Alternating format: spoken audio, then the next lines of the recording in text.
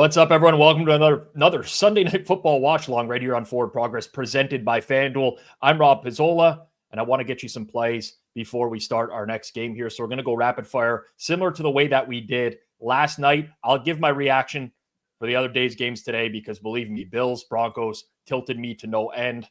Caught the Packers under here, which was nice, and I'm feeling good going into tonight's games, but I do want to get into it. Really quick reminder, this is not to plug last night's results. We went perfect on props last night, the pregame stuff. I'm only saying that because there is a tendency for people to go overboard the next night whenever something big wins or something like that.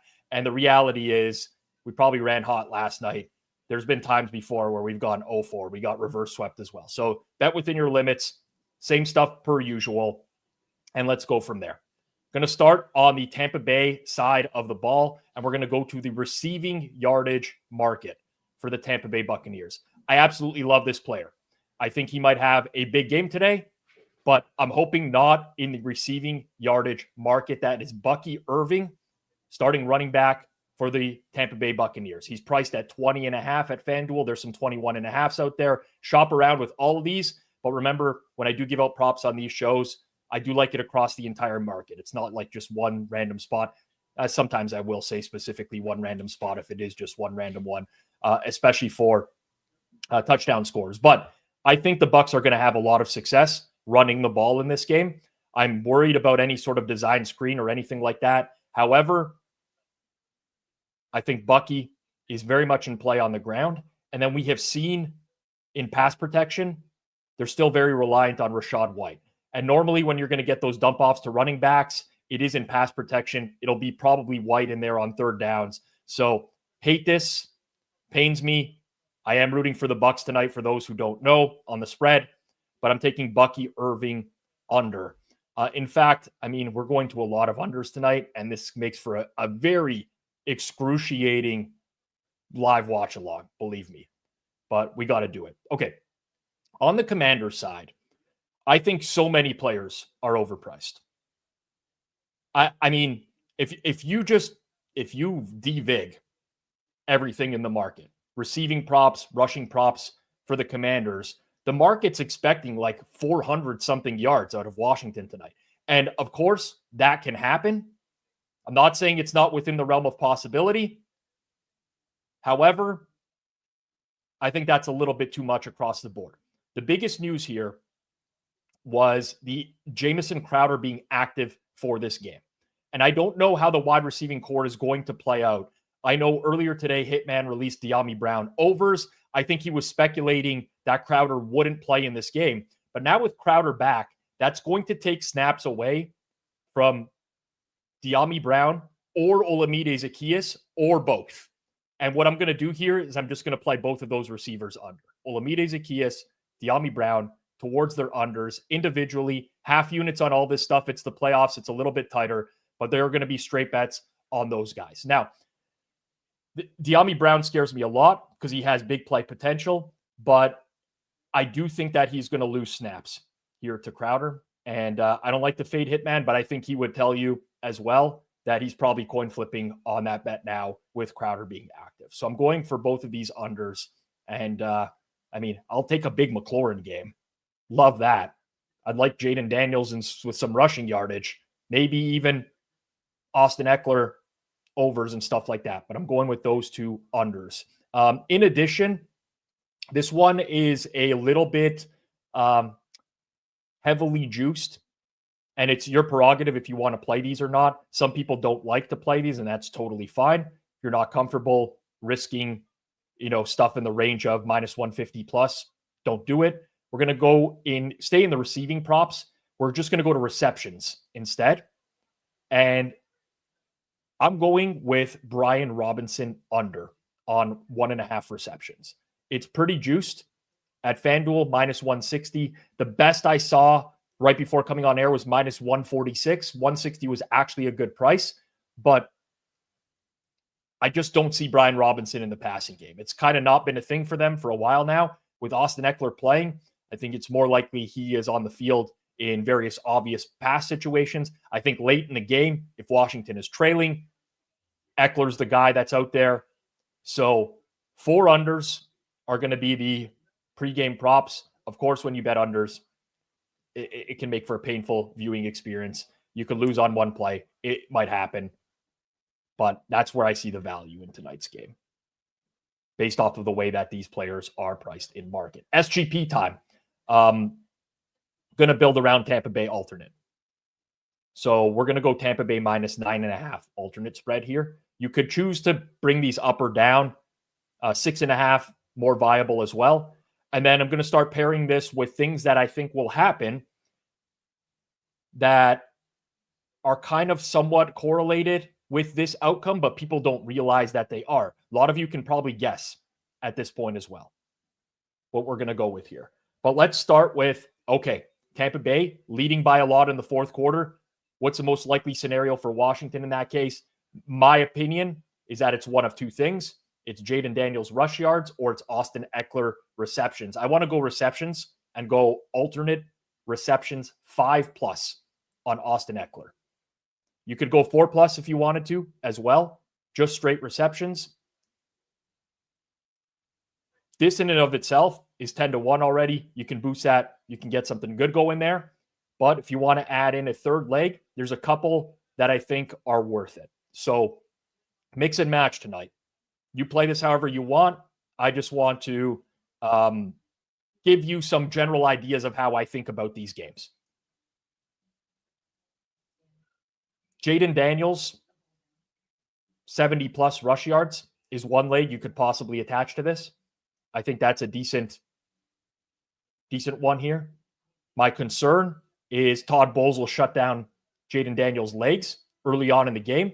But if it does start to get out of hand, you could get something like this. And you can, again, play around with it like Jason's doing on screen right now. But 70+ would pay you above 50-1. Same with Eckler. You can kind of mix and match. Another option to throw in here, this one I feel less confident about. But again, we're playing SGP. We're looking for something of a bigger payout. I think Rachaad White, 25+ alternate rushing yards might be in play. Rachaad White did not get a carry last week. He's kind of been removed from the running game. He's not getting many touches. But again, we're talking about a game here where Tampa Bay would be winning comfortably, potentially looking ahead to the next round. Bucky Irving doesn't see the field. You'd hope that it would be Rachaad White instead of Sean Tucker. I don't know, but Washington's run defense is really bad. And it might take Rachaad White only 5 carries in this game to reach this number, based off of the way the Commanders have played rush defense this year. So that's what we are going to go to for SGP. First touchdown score market, or anytime touchdown score market. Let's look at both of these right now, because there's a lot that I want to that I was looking at before we came on screen. I mean, it would help if I was on my NFL odd screen instead of NBA. That would be why I cannot find the touchdown score market. First touchdown, I want to make sure the number is still available here before we go.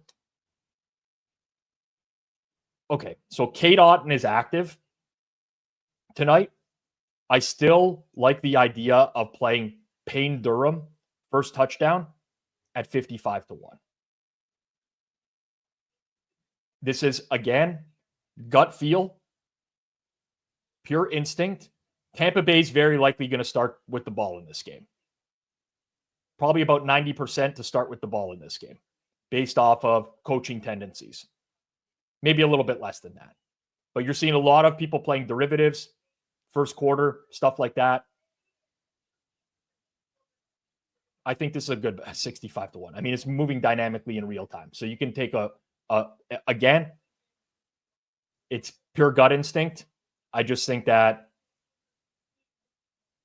very marginal, big payout type of play. And you're going really, really small on that. Anytime touchdowns, let's see what we can scramble up here. These, I have to be really price sensitive when I go for anytime type of touchdowns. Let's go Sterling Shepard, anytime touchdown, 5-1. That's our guy tonight.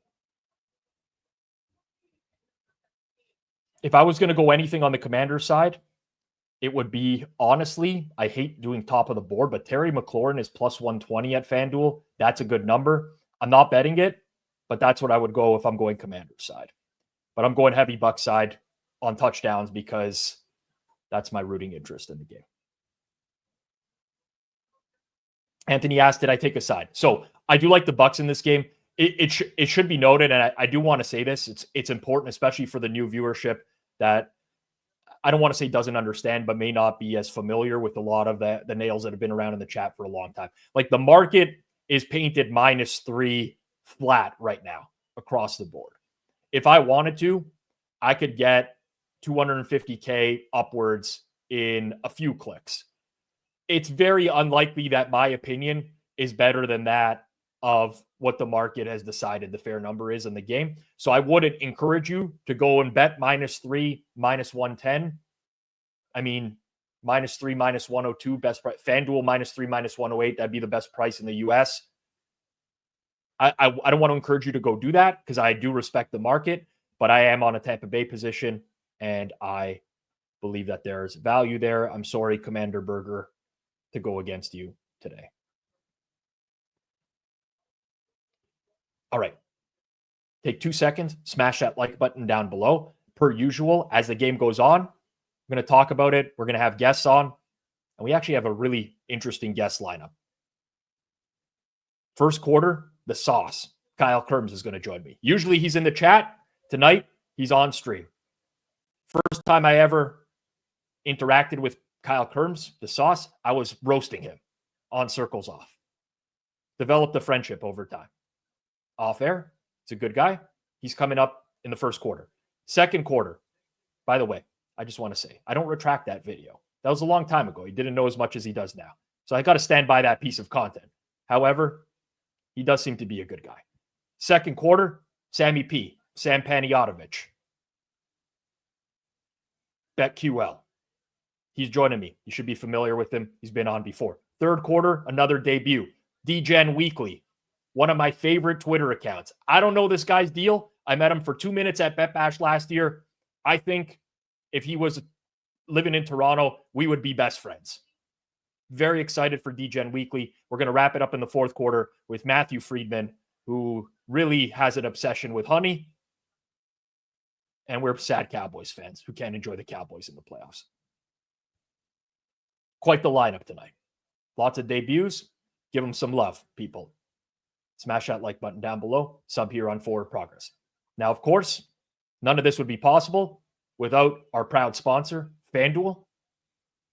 I'm a big fan of FanDuel personally. Love the sportsbook all around. So many things that I enjoy about FanDuel Sportsbook. The product is great. And that's the most important thing when it comes to betting all around. That you're able to trust a product that has great odds for markets that you like to bet, like anytime touchdown score. That has a great live product that's always up. And right now, customers get $200 in bonus bets guaranteed when you place any $5 bet. Just place any $5 bet, you get $200 in bonus bets guaranteed. You can use your bets on spreads, props, live bets, the catch a pass market, over-unders, and so much more. Just visit FanDuel.com/forwardprogress to download America's #1 sportsbook. That's FanDuel.com/forwardprogress. You must be 21 plus and present in select states or 18 plus and present in DC. First online real money wager only. $5 first deposit required. Bonus issued as non-withdrawable bonus bets which expire 7 days after receipt. Restrictions apply. See terms at sportsbook.fanduel.com. Gambling problem? Call 1-800-GAMBLER. Visit FanDuel.com/RG. Call 1-888-789-7777 or visit ccpg.org/chat in Connecticut or visit mdgamblinghelp.org in Maryland. Hope is here. Visit gamblinghelplinema.org or call 800-327-5050 for 24/7 support in Massachusetts, 1-877-8-HOPE-NY or text HOPE-NY in New York. Brinks asks about an update on Feinberg. Feinberg doing well. Had a situation with his daughter yesterday in the afternoon where she had to go to the hospital, but he has reported back today that everything is good. She's medicated. All is well. It was just a scare. Obviously, he was away from home watching the Chargers game. He was a little sauced, too, when he, as you would expect with Jeff watching the Chargers game when that happened. So not a great day for Jeff Feinberg yesterday, and it is what it is. It is what it is. All right. This game should get going anytime soon now. Just seeing what the damage was so far today. Bills, Broncos. I got to tell you, I don't know what these coaching strategies were today with Sean McDermott and Sean Payton. That was a tough watch, honestly. And the Bills end up winning by margin, so it doesn't matter. But when you're so much better than the other team, right? You want as many possessions as possible in the game. Think about an NBA game and how like the underdog, 12-point underdog tries to slow it down, limit the amount of shots, limit the amount of possessions, because it increases variance that way, right? If you have an NFL game where each team gets 12 possessions versus one where each team, and I'm using very drastic numbers, each team gets 6 possessions, well, there's way more variance when each team only gets a fewer number of possessions. So I understand that they're having some success running the ball, but at some point, you got to start taking shots downfield when Denver's stacking the box. Anyways, it took too long. They finally were able to throw the ball. That was frustrating. But the Denver side of things, like Sean Payton, I don't like to throw around the fake sharp term because there's more to coaching. There's a lot of aspects to coaching, and it's an extremely challenging job. I'm not an idiot. There's so many moving parts on a weekly basis. But for Christ's sakes, man, like at some point, you're down 2 touchdowns. It's time to stop running the ball. You go home if you lose. You can't run the ball. Even if you can, you're taking off way too much time because now you have to rely on your defense to get stops as well. You got to throw the ball. They want to throw the ball. This guy was obsessed. I saw the comment coming out of the half, and I wish I had seen that before the half and had some time to get something in. But they throw to him like right as the half is starting, and he's like, time of possession. Time of possession is our main stat here for the second half. It's like, you're losing. Who cares about how long you keep the ball? You got to score. It makes no sense to me. Anyways, at the end of the day, got to own your bad handicaps. I think that was a bad handicap. I know it was painful to watch in real time, but we never came close to sniffing that over outside of the bomb to Troy Franklin early. So I got to own it. I clicked the bet. I lost the bet. That's totally fine. But holy shit, that was frustrating. In addition, I made the cardinal mistake of tweeting before a result. Marvin Mims runs the ball for 4 yards early in the game. I'm sitting on over 1.5, as are a lot of you. I fucked us. No lube by putting that tweet out there. Big mistake. I will say, I'm not sure that second rush was actually a rush, but it is what it is. We got cocked. Tough break, but it's okay. I've calmed down now. Packers, Eagles went pretty well for me overall. I needed that under. It's not been a good weekend for me.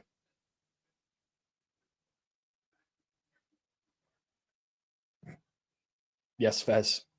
I know he only got 1 yard. That's what the point I was making.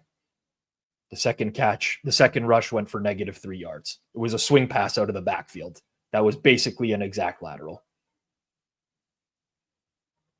Now I'm reliving it all over again. Got to get out of this. Got to get out of this altogether. All right.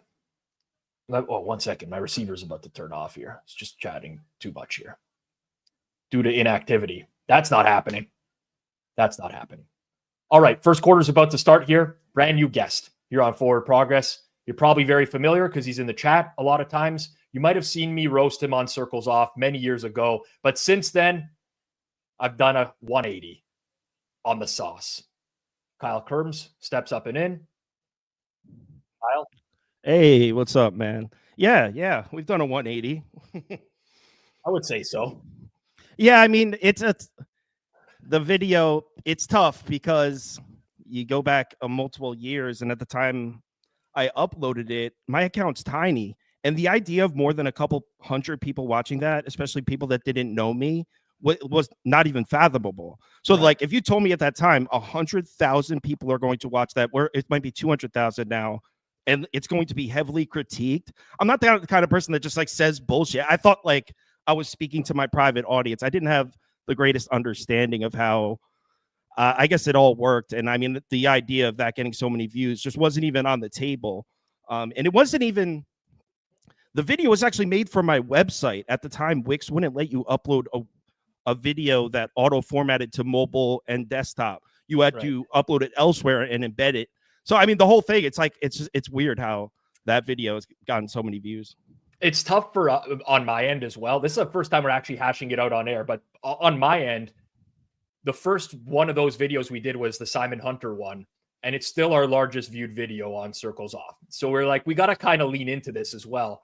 I do understand your perspective, because if I went back to like 2012 and watched content that I did at that time, it would be extremely embarrassing for me, because I didn't know anything at that time and I thought I did. And that was like, if someone resurfaced that type of content nowadays, I probably would not be too happy about it. So I get it. Well, yeah. I wasn't even upset in the beginning because I had watched your stuff before, and I honestly thought it was, I don't want to say a mistake, but it was like a misunderstanding where like, I feel like, oh, if they knew me, they wouldn't have done this, where like, if they knew the context. Right. So I wasn't even mad. We talked, I commented, I retweeted, I was cool with it. It was months later when your people are still commenting on my video. It was starting to look like I was avoiding it, which is not, that's the part where, that's when I got upset, was when that was happening. So that's weird. I didn't know that part, by the way. It's also, I didn't actually think that the Nails were like going out there watching other videos and commenting on it. It's the first time I've actually realized that we do have a presence in the space, which is because usually it's people coming from other, like I do a Simon Hunter roast, right? And then all the comments are people that are from the Action Network that watch the content regularly, saying like, Rob, you don't know what the hell you're talking about. And I've always lived that as like the smaller type of brand. I actually didn't even know that the Nails go hard. That was what set it off. When you first did the video, we spoke. I wasn't even upset. I was like, oh, it'll be hashed out. I'll go on. We'll talk about it. No big deal. So yeah, no big deal. It's in the past. Exactly. Water under the bridge, hopefully. You got anything going, Commanders and Bucks tonight? I'm on the line here on the live stream. I said this is my favorite bet of the weekend. Bucks at 2.5. Okay. And I'm getting my ass beat. I suck, dude, right now. I can't hit a bet. Yeah, this weekend has not been great for me. It's funny. I've actually had a really good, I will always trade. So I've had a really good props weekend, but it doesn't really mean anything to me because I bet so much more on the actual sides and totals for the games, and those have not been good. Started with the Steelers yesterday, which was a pretty big position. I had a pretty big position on Buffalo, Denver over this morning. Me too. Or earlier. Well, my big position is different than your big position, but a big position for me. Well, it's all relative. It doesn't matter. Exactly. And, I come out of that game, I'm like, well, I did really well on props, but it doesn't even matter. And it was the same with the Steelers game last night. It's like, wow, props did really well. So MP says, hope you took the Birds. I didn't. I was able to get off of an early Green Bay position, just which I was pure speculation on. Maybe Hurts is actually worse than he is. I had the under there, talked about the under this week as well, which I was very, very nervous of in the early going. But yeah, and we do got a donation here from Redacted Gambler. I do appreciate that, Redacted. Starbucks food is goated. $30 donation. Shout out Fessick, time to get a real job, brother. Man, appreciate that. Jordan Love today. I had Packers plus 5.5, and I was so wrong.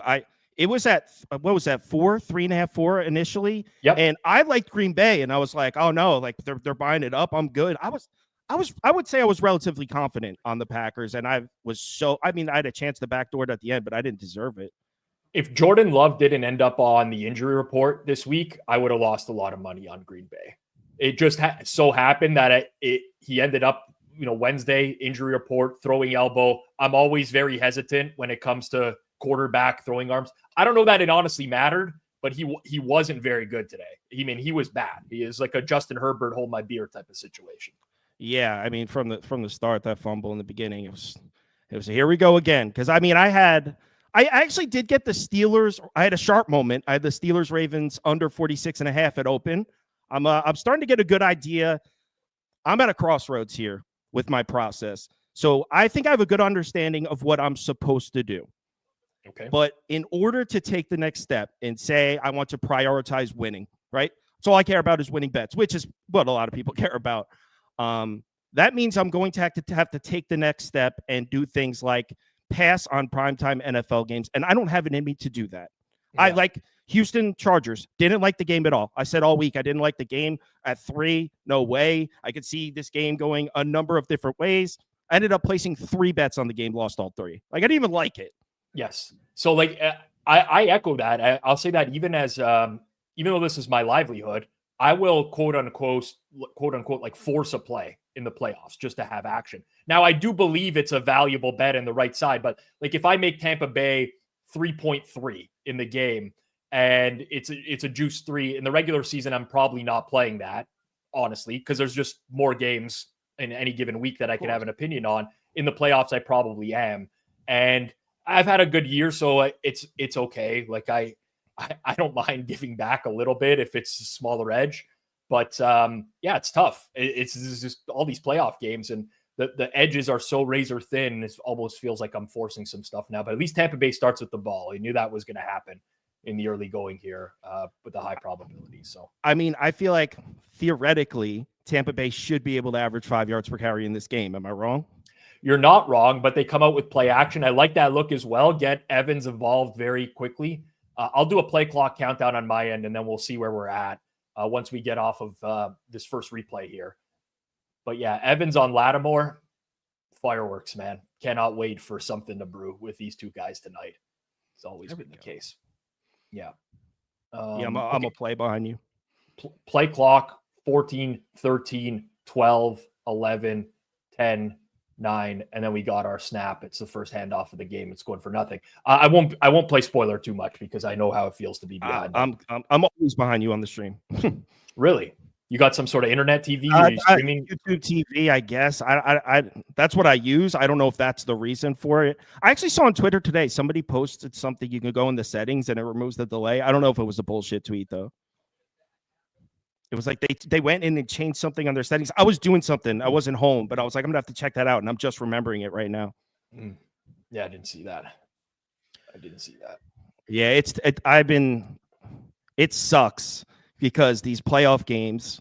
I know you don't care too much about the YouTube viewership seeing you lose bets. Your viewership tends to be more experienced bettors that understand. I have a lot of new bettors that watch that. A losing day sucks. Like they're gonna let me have it. Yeah, I know. I know that I'm hoping. I don't want to say I know that we're going to reach that point. I'm hoping that we reach that point as a brand. And honestly, I would have really used to care. I don't think I do anymore. Like my record on Forward Progress, the best bet show this year, wasn't good. Last year was great. And last year I didn't have a good NFL season. It's really weird how the content stuff works out because the truth is people are only really seeing like 2% of my plays, maybe even less than that. And that's because I'm not on 24/7. And so much of the NFL is like timing of your bets and stuff. So at this point, I just learned to deal with it. It's part of the game, Kyle. It just like comes with the territory now. You have a losing day. People are going to roast you. That's the world we live in. It is an acquired skill. I noticed. There we go, Evans. Mm-hmm. I noticed that I'm slowly. It used to be if I had a losing day, I was in a bad mood because the comments. Now, like I need like 3 or 4 losing days for me to like I can deal with the losing day. There's nothing like a losing NFL Sunday though, because you put so much prep into it and it gets so many views, like so many eyes on it. It sucks. And I'll just say this, even from a betting perspective, I completely agree with you. Again, like I don't really. So I want to clarify what I'm about to say here. Like, I want people to win. I want to put out picks that people can tail and win, right? But I really want people to understand process more than just here's the pick, go bet it. And most people don't want to do that. But for me, if I have a losing NFL Sunday, I've invested so much of my week into that betting, right? And I've lost, and it feels terrible. Like it's the worst feeling, especially when it's a terrible day. You're like, I just spent whatever amount of time this week grinding injury news, whatever, and got great bets, lost. There's nothing worse than that. I mean, this is worse than that. McMillan just right through his hands, but come on, man. Catch the ball, Jalen. Yeah, it's tough. You know what I wanted to ask you? So something I noticed. So Brad Powers is somebody that I've always followed. And I in terms of in the public eye, I think he's the best out there in college. I mean, not that I've surveyed everybody, but he's someone I consider to be legitimate in the college football space. And something I noticed is, so I'll see him go on a show on Monday, right? Yep. He's already got a bunch of plays down, beat the line already by 2 or 3 points. And here's what I'm running into. I will eventually get to that game, and I will usually arrive on the same side as Brad. But I don't know how he gets through 70 FBS games. I'm not done with the FBS slate until like Wednesday night. Yeah. They're ready. He's ready to go. Like crazy. He's grinding on Saturday to prepare numbers for the next week already. Lots of people do that with NFL as well. I mean, the downside is that sorry, I'm just watching the kick here, but look like offside. The downside is that obviously you can't bet as much early, right? But in college football, I mean, if you are hitting, let's say 40 openers across the board, even if it's early, you get a couple dimes on each, you can build up a pretty strong portfolio that way, get some good CLV. So to each their own. I love Brad, honestly. Anyone who can endure a Knish for a couple times a week, it really has a level head, and he's just always been great to me personally. I think he's like one of the best stand-up guys in the entire space. So yeah, you could tell it comes through the screen. Obviously, I've never spoken to him, but you could tell that he's a genuine dude just by watching him on camera.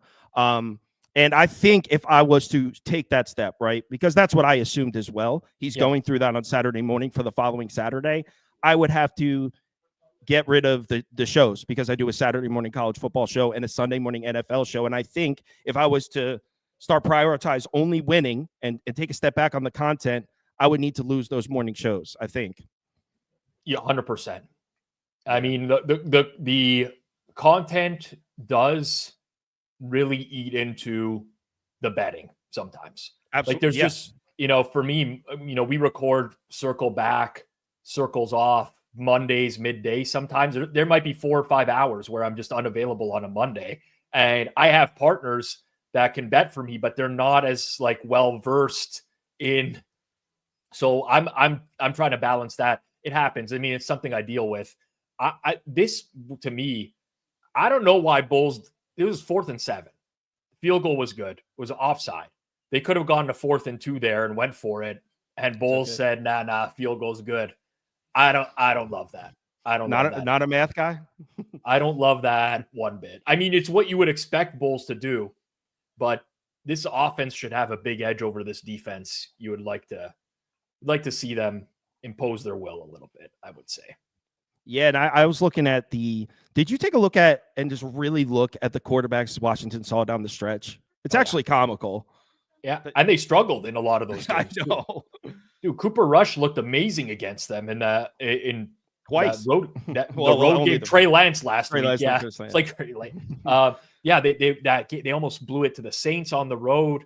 The exception of Tennessee, they really faltered. And even the Tennessee game, Tennessee fumbled inside their own 25 twice. They gifted them a 28-0 lead immediately. I know. And then obviously you're playing with a big lead. You call the game differently, but Tennessee they were driving down like for a majority of that game. Tennessee was moving the ball, but 28-0 lead. But it's a home game against Tennessee. I'm not throwing them a parade for that. Right. Fez did get in here early and say Tampa Bay will score first, and he was not wrong. It's a good angle. I can't tell if that guy's your friend or you don't like him sometimes when you talk about him. Both.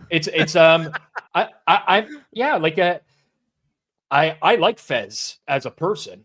I go to lunch with him anytime. We chat. We were texting today back and forth, but I don't like Fez, the Twitter personality, where anything that comes into mind gets tweeted. And I can't hold back personally. This is my nature. I really, really struggle with not speaking my mind, even if I know I might come across as an ass by doing so. I can't help myself. So I don't know. It's like, it's kind of an act, but it's not. If I'm responding, would he consider you a friend? That's a good question. You could ask him. I mean, look, he says right here, Jeff, good. Rob, hit/miss. Judah, bad. Okay. Some hit or miss. Yeah, I've heard you bring him up several times on Circle Back. I do watch Circle Back every week. Most of the topics are not really my cup of tea. I don't really follow the happenings of gambling Twitter. But you know why I watch to make sure I don't say anything stupid or bring on a guest that's doing it. I watch to make sure I'm in check, make sure if there's a trend going on that I'm not participating in something that's mathematically dumb. I watch to keep up on the times, kind of. That was kind of one of the goals of the show, to be completely honest. It's educational material without being straight here's 5 tips to grow your bankroll, because you could produce that and you can draw. I mean, Captain Jack has done that for a long time. He draws a lot of views on YouTube, but I don't want to, and I don't think it resonates as well with people. This is kind of just a real way to educate. Now, granted, there could be some mean-spirited stuff every now and then as well, and I get that. But you got to toe the line, and you got to be real. That's the whole thing. But I put together the rundown for the show we're recording this week, and man, there's a lot of vitriol on Twitter in the last week or so, and yeah, it should be an entertaining one. And what you were just talking about, so you said you could just produce an educational video, right? But the thing is, a lot of people that need to hear that aren't going to click on that. But if they click on something they find entertaining and happen to hear something that helps, it's maybe you reach an audience that you wouldn't normally reach with something they need to hear, but they wouldn't normally click on. Yeah. Yeah. Big third down here, 3rd and 6 for the Commanders. And I'll watch this one. Oh, it's a deep shot. Wow. I hope that's a wow. They dropped it. That's a catch, man.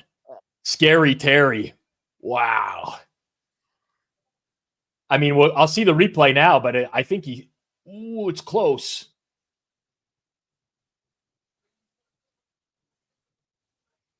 Damn, the passers almost. That's a throw and catch right there. That's just Dean is all over his back. Damn. Yeah. Yeah. Can't play much better defense than that. No, I know. What are you going to do? Players make plays sometimes. Did he definitely catch it? I'm just seeing the replay now. I think I would not challenge it.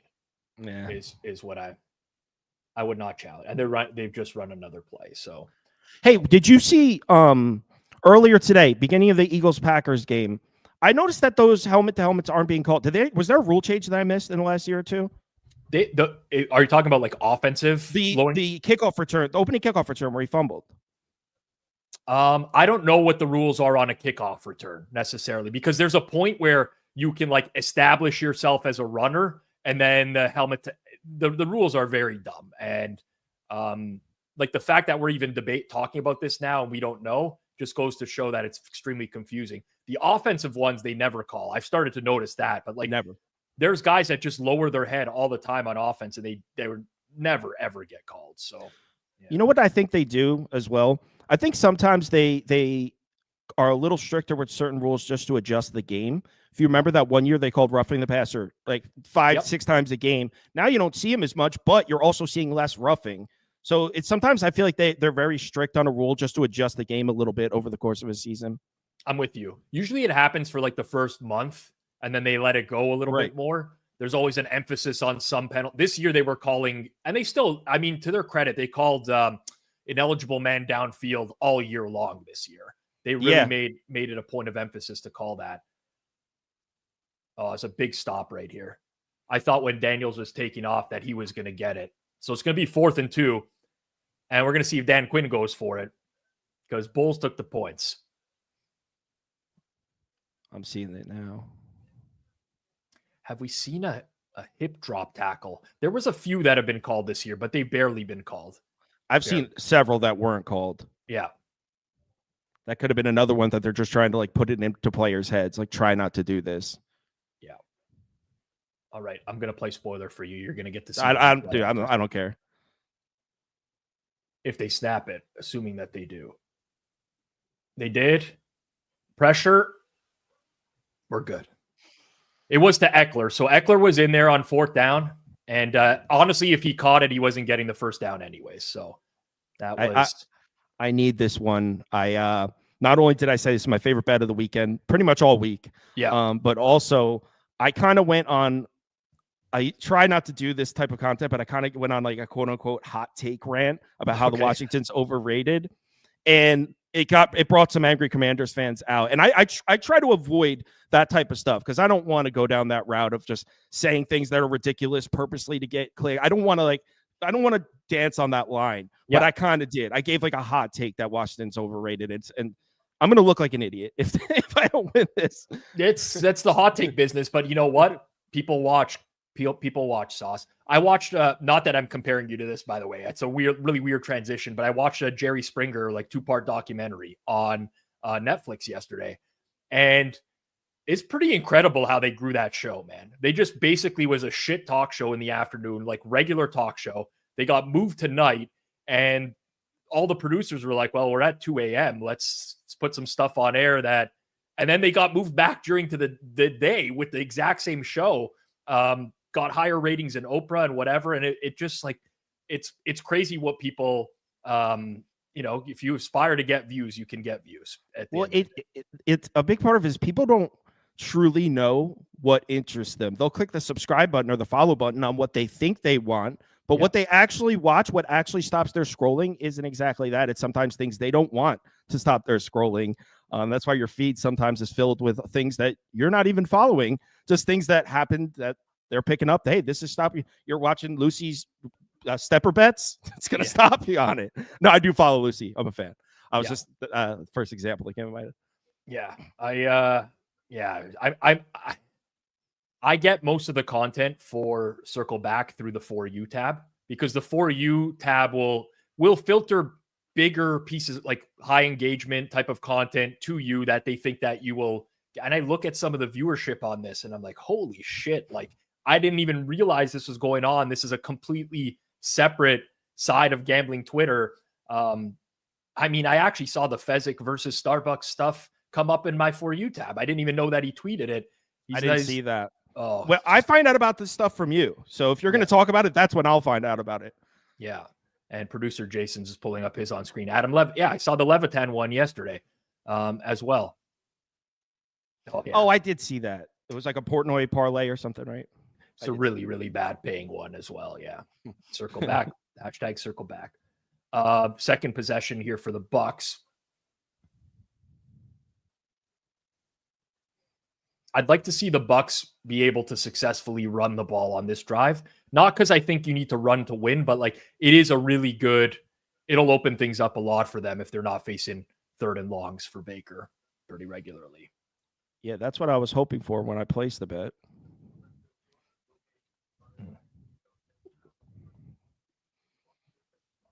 Yeah, so I don't know if you remember, I guess it was probably about a month ago when I dropped that courtroom idea in the comments. I do remember. I'm setting it up for next fall. Nice.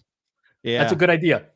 Well, I think a part of the reason that my videos do well is I try to make an effort to, whatever side you're betting, I'll share with you what I found on that side. So I'll say something like, if you're betting Houston, you kind of like this. And I think people like that. I think too much content on sports betting YouTube is they're just sales pitches for your bet. And that's not what a handicap is. You're supposed to be weighing both sides. So I make an effort to do that. So I think presented in that way where it's just, you hear a full argument from both sides. And then the courtroom jargon is just funny shit on top of it. Of course. Think you get witty people. Like, I think it would be funny. Oh yeah. Totally agree with you. Yeah. All right. Baker to McMillan. I look like about 15 yards or so. Yeah, I like the idea. I'm all for like innovation in the space, right? I saw that was the whole premise of Circle Back as well. There used to be like this TMZ gambling Twitter that now that's been replaced by this guy that goes by SB influencer as well. Yeah, right.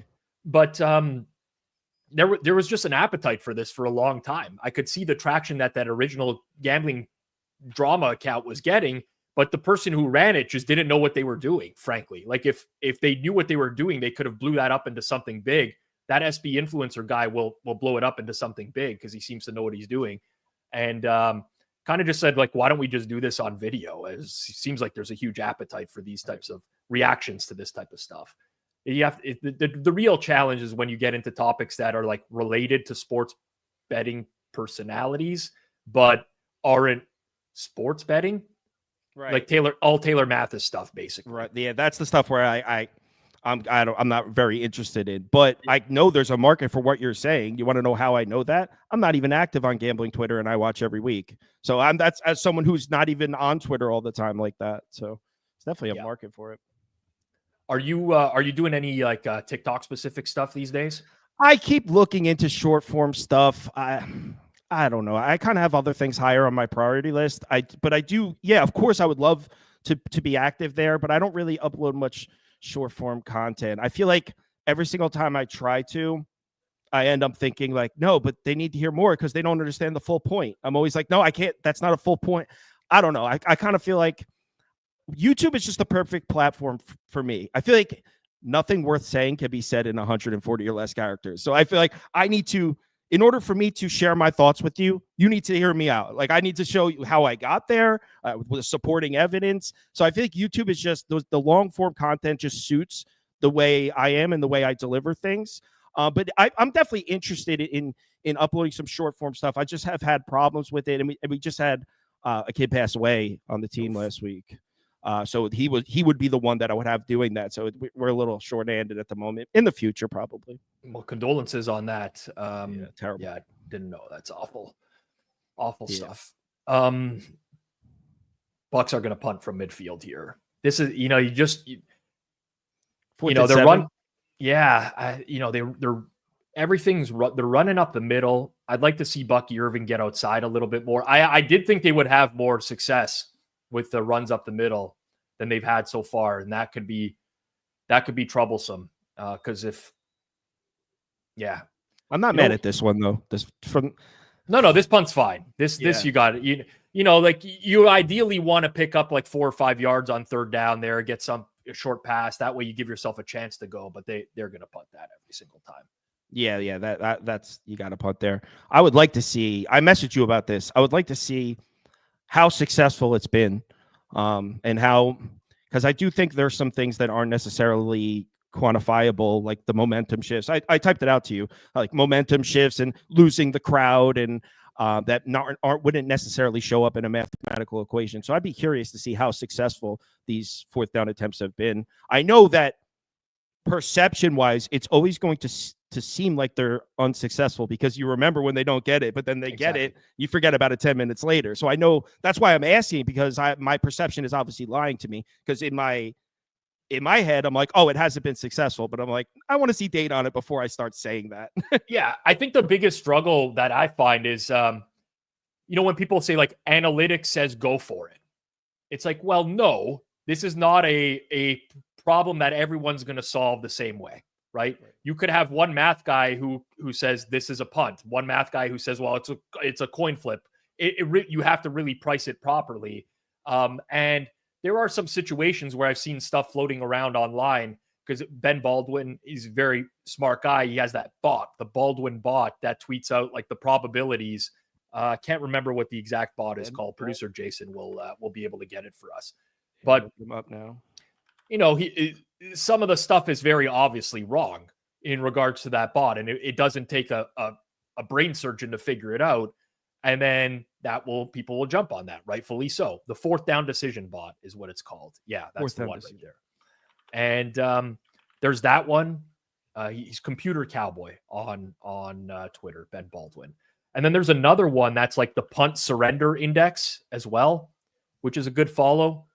But there are some scenarios where it does make sense to punt. I think that one right there was one of them.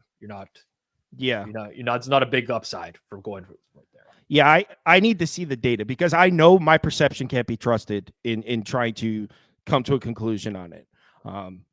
So yeah, I'd be curious to see. Yeah, I just followed those guys. It's interesting, it's fascinating, but it's not a source of truth, right? And that's the end of the day, it's not. Now, there's certain things you can calculate or roughly estimate, like when to go for 2 late in a game, stuff like that makes a lot more sense. But well, I completely understand why you go for 2 down 14. Makes Yes. perfect sense. That's simple math. Just figure that out. But wouldn't the same math also tell you if you're down 7 and score a touchdown as time expired to go for 2? you can chart that. So, and there would be like a break even point. It would be, you need this percentage conversion rate to make sense for you to go for it at this point in time. Right. And I think most people don't realize how low that number actually would be. We're talking like 40% in some instances. So there's also, it depends on the circumstance. Like sometimes an OC will have a specific play he knows is going to work that they've been saving up. Or I'm sure that like, hey, this defense has been doing this for the last 7 weeks. I know this will work once type of shit. Yeah. Team dependent for sure. I don't think every team should be created equally or solved equally. Like the Lions short yardage stuff this year, they're definitely prepping for this type of stuff. I didn't like this Brian Robinson catch right here. I laid some juice on his under catches. Not ideal, but big third down here in the early going.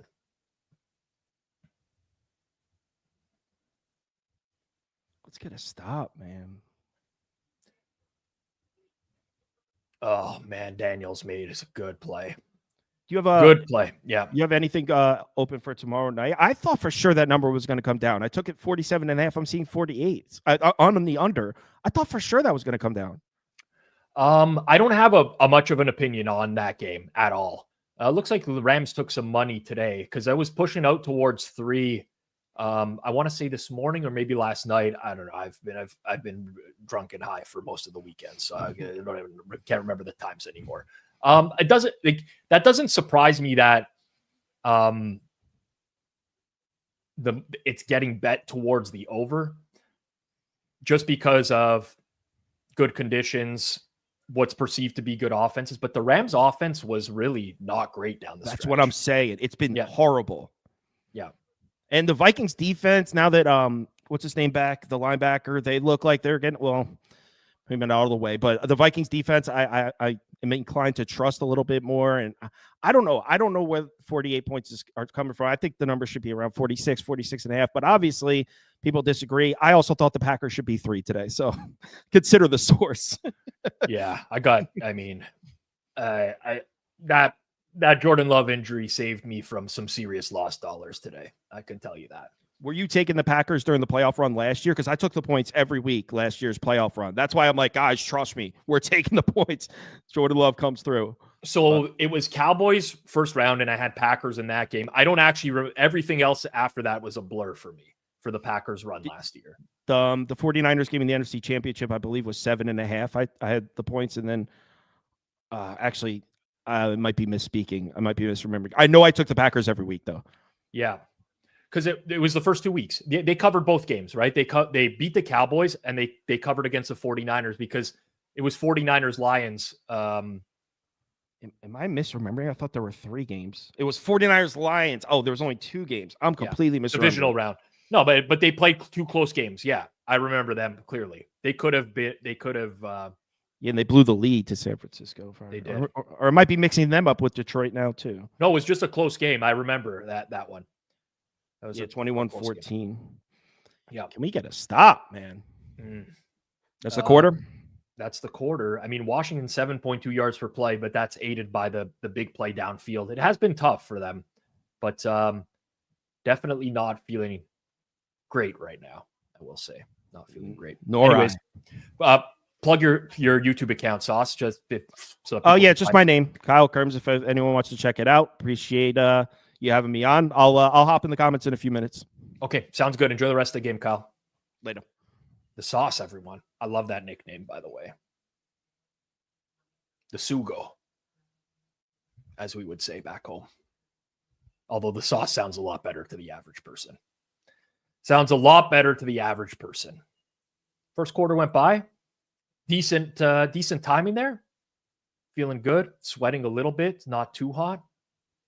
Might get a little spicy here in the second quarter, though, because it's my boy, Sammy Peniotovich, joining me. BetQL. Sam, how's it going? What's shaking, buddy? Long weekend. Holy hell. And it still continues technically tomorrow with Monday night. But whew, this weekend's take a lot out of you if you're betting all day, huh? It really has been. I just got to the point today where I was going to come. I think there was 3 o'clock NBA games. And I set up like a little, I moved recently. I set up like a man cave in the guest house behind my house. So I can go over there and watch football. And at 2:30, my alarm went off because I was going to come back to the main house to start betting these props for these basketball games. I'm just like, I got nothing left, man. I'm in so much pain watching this. I had the Bills over today. Great price, by the way. Such a good price. Never came close. And I was just like, I'm not doing it, man. I feel like I ran a marathon. It's halftime of the first game today. So it's been a long week for sure. Yeah. I spent this morning doing a show. We did a Saturday and a Sunday show, Costos and I. And this morning, as the Sharps are quite literally pounding the Broncos from 8.5 to 8 to 7.5, I'm watching Pinnacle go to 7.5 minus 105 on the favorite. Yeah. We had a guest on our show who will not be named, but does a lot of betting content. And I teed him up by basically saying, wise guys are betting Peyton and Knicks today. Clearly there's a push on them today at prices north of 7.5. Yeah. And I was listening to that quote. I have the quote here, actually. I would, here's the quote. I would dispute the notion that it's wise guys. Most of the wise guys bet only early in the week when the lines come out. And I'm like, okay. Yeah, I heard this. I heard this on the show today. It's not true. I called Murray today, and he said the sharpest player they have bet 8 today. Yeah. Bet 8. So I know some people who were betting game day Broncos today, and I'm telling you, the amount of money that they're betting on the games is substantial, and they do win. So I'll just say it. That was Ross Tucker. I was listening to. I like Ross. I listen to Even Money with Ross and Fez every single week. I think people don't think that I don't like Ross because he was the one that interviewed Simon Hunter in the roast of like the takedown of Simon Hunter I did, right? Like the Simon Hunter exposed video was an interview that I listened to with him and Ross Tucker. That was a day where Fezzik wasn't on the show. And I'm sure if Fez was on there, he would have probably challenged a lot of this stuff. Or I don't know that that's the case, but I do like Ross as a guy. I mean, to me, that's just, he is exhibiting some good principles as a bettor. You want to bet early. You want to try to get closing. But there's like another, when the market is steaming on game day, it's not because some Dumbo is putting, as Fez would say, some Dumbo is putting some dollars down on the Broncos. Like there's some serious money. And for someone to wait to get 8 when there was better numbers available all week, you can only imagine the size of the bet that they're trying to get down. So yeah, that's that. I have nothing again. I wasn't even going to name the guest. Like it's nothing personal. It's just, you see these books in Vegas go from 8.5 to 8 to 7.5, and to not think that that's either them moving on air or taking sharp action or both. It's just wrong. Yeah. And then, people like John Murray says, they bet us 8 and we moved to 7.5. Right. From a guy who's very respected. And that same guy also bet Notre Dame today at 9.5 and moved the market a full point. So, sharps come in at all times. And Rob, people don't think it's a level of sharp. Yeah, it's the level of sharp. People don't think sharps are betting when limits are the biggest. That's just the silliest thing I've heard. Yeah. I mean, listen, so by Zion McCollum fucking laid out Jaden Daniels on that play. Like that was a hit. That's a big time hit. 4th and 1 here. Washington looks like they're going to go as well. I will say to this, like Ross is an ex-football player. He's not a professional bettor. He doesn't market himself as a professional bettor. He has Fezzik on to explain a lot of the concepts at the show at the end of Even Money every week. There's always some sort of question that they get Fez to answer. And a lot of his view on betting will be shaped through the lens of Fezzik on that show, which is an early week show, right? It gets released early, and the whole goal is like getting your bets in before the market moves on that. So his whole view is shaped by that. Like it's not, and I'm not going to offend here. I don't like Fez knows he's not going to beat Sunday NFL, so he's not going to bet Sunday NFL. Just like I know that, but there are people out there who will beat it, and they're waiting for those limits to go up. So I think it's just a knowledge gap at that point, right? I think he believes what he's saying, but there's a knowledge gap in terms of the late week betting. Yeah, and their show's fine. I have nothing wrong with either guy. I mean, it's just I thought it was interesting as I'm watching Pinnacle go to 7.5 minus 105 that's not sharp bettors, and I'm like, okay. I jumped in with you on this Tampa though. I wasn't going to play anything.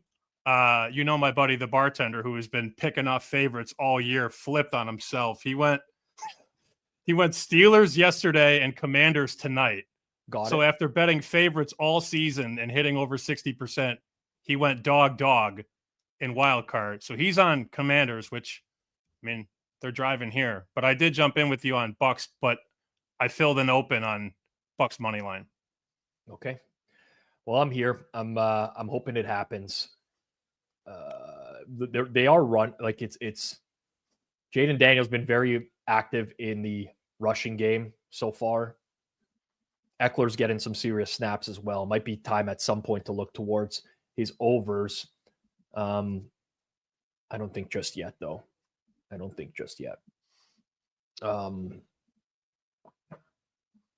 I got this quote too from Murray. He said I could pass this along. It would be nice if we could get one of these favorites to lose. Yeah. Now he's not counting the Chargers because he's talking like these 5, 6, 7, 8 point favorites because 3 is not, not that big of a favorite. Here's my fucking little tiny violin that I'm going to play right here, Sam, for these. Like, I've read all these articles this year about how the books got killed, right? Like the books got a horrible year for the books and they made so much money. They still made so much money. Like they underperformed relative to projections that they had. Like their whole, we didn't hold 8% this year. We held 6. Horrible year. It's like, come on, give me a fucking break, I hear you. People don't want to hear that, but it is part of the context for sure. Let's get a stop here, huh? You're a little ahead of me today on the feed. That's it, man. New house. Well, there was that one show we did where I was 30 seconds ahead of you. It was tough. You're watching the play and you're just sitting there like stone faced afterwards. I'm like, I'm not going to spoil. I don't actually watching through my glasses. I think I did. By the way, everybody was asking before the show. I saw. I have don't have much left, but I will partake. A bottle of Tanqueray. What is that? I couldn't. No, Jameson. Okay, there you go. Yeah. Sorry. The ring light. It burns. It's tough, man. Being with the lights. I mean, the lights, just getting them off for a second, but then it looks terrible. I mean, it's not that bad. I should probably pump a little bit more light, to be honest. Yeah. There we go. Adapole says, I mean this in the nicest way possible, but this guy sounds exactly like Joe from Family Guy. Nice. I like Joe from Family Guy. The wife's always pregnant. She's always pregnant. Damn, man. I think that was Zacchaeus. No tutter, but it's a first down. I have not had a good weekend. Well, no week, honestly. I think since January 1st, 2025 has not been great to me so far. Really good 2024. Got to get back on track. How's the new gig treating you? How's the show going? That's good, man. Monday to Friday, all the days run together, but 3 hours a day is great. Yeah. The worst part, though, is when you get some sort of a tip or you get a bet that's going to move and you're mid-interview or actually, during interviews, it's easier to bet because you just ask a question and let the guest go and you have 90 seconds or whatever. When it's just Joe and I and somebody says, go bet, 925, not much I can do. And sometimes that goes 10, 12 minutes, but it's going well. It's a lot of fun. I totally get that. I wasn't on air for something today, but I was in the middle of something when I got some hockey news for the Vegas game tonight. I'm like, gotta get there's always something, man. You just can't escape it. I know. Cannot escape it. I know. Frank says Tampa live double down ? I want to wait to see the result of this drive and what we get for updated lines here at FanDuel, and then we'll decide how we want to go about this. Who I was trying to remember who you did first touchdown on. Was it Kate Otten? Was Payne Durham as the Payne backup. Durham. Right, Yeah. right. You said you liked Otten, but you liked the price on Durham. That's right. Yeah, it was just it's not going to win. It's just a random. Hey, man, you never know. Well, it's certainly not going to win now. Oh, well, again, spoiler alert. It's certainly not going to win. Oh, there's a flag. I think it's going to be defensive or it's around the quarterback. I thought 71 held there. Okay. See, now you get the replay and you see the flags.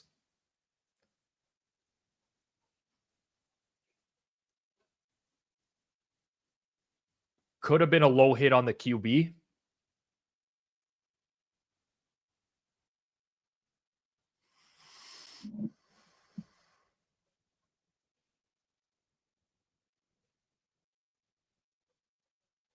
I got this buddy who's a big Packers fan. Every game is rigged, and today's game was rigged. So he thinks when this goes on, they're rigging the game. He's adamant about that. I have the exact same friend. I feel really bad for the guy.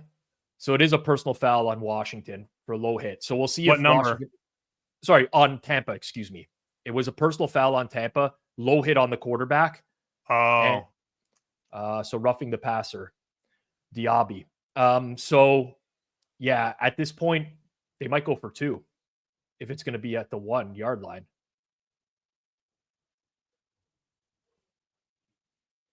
No, they're not. They're kicking the extra point, it looks like. I think they should go for 2 from the 1, but I think especially with this offense and such a good short yardage quarterback as well. I honestly don't know why they wouldn't go for 2 there. But hey, anybody who laid Tampa 3 even money or 3-105 is okay with this if they don't get it. Agreed. This is like a classic old extra point now. Cheers to the chat and cheers to the host, by the way.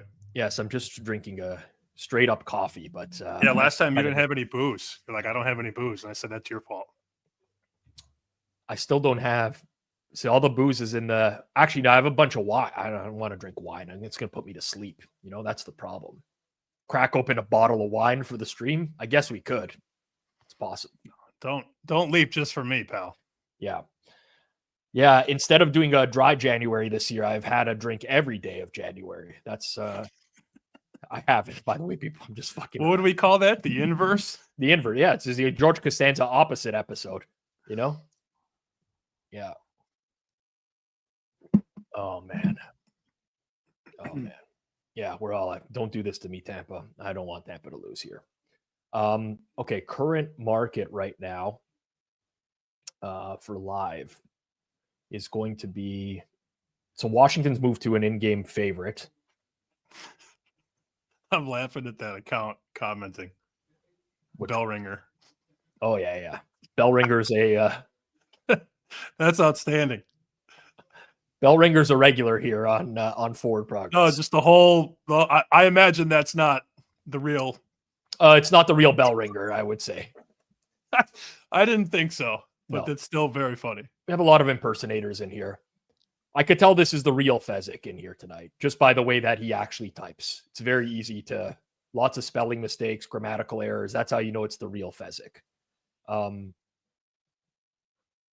Yeah, nothing going on here for me at this point. Part of the reason is Washington feels like FanDuel's an exact pick 'em on the game right now. -113, both sides money line. And pick the winner now for me, I probably would pick Washington, but I'm already invested in Tampa. Can't do much more than that. So I don't think Jordan says fire on Tampa live. I don't think so, honestly. I don't think so. Well, I came into the game pretty on the sideline, so you know me. I'll jump in on whatever you do in this next. It's going to be one of those 15 minutes or so.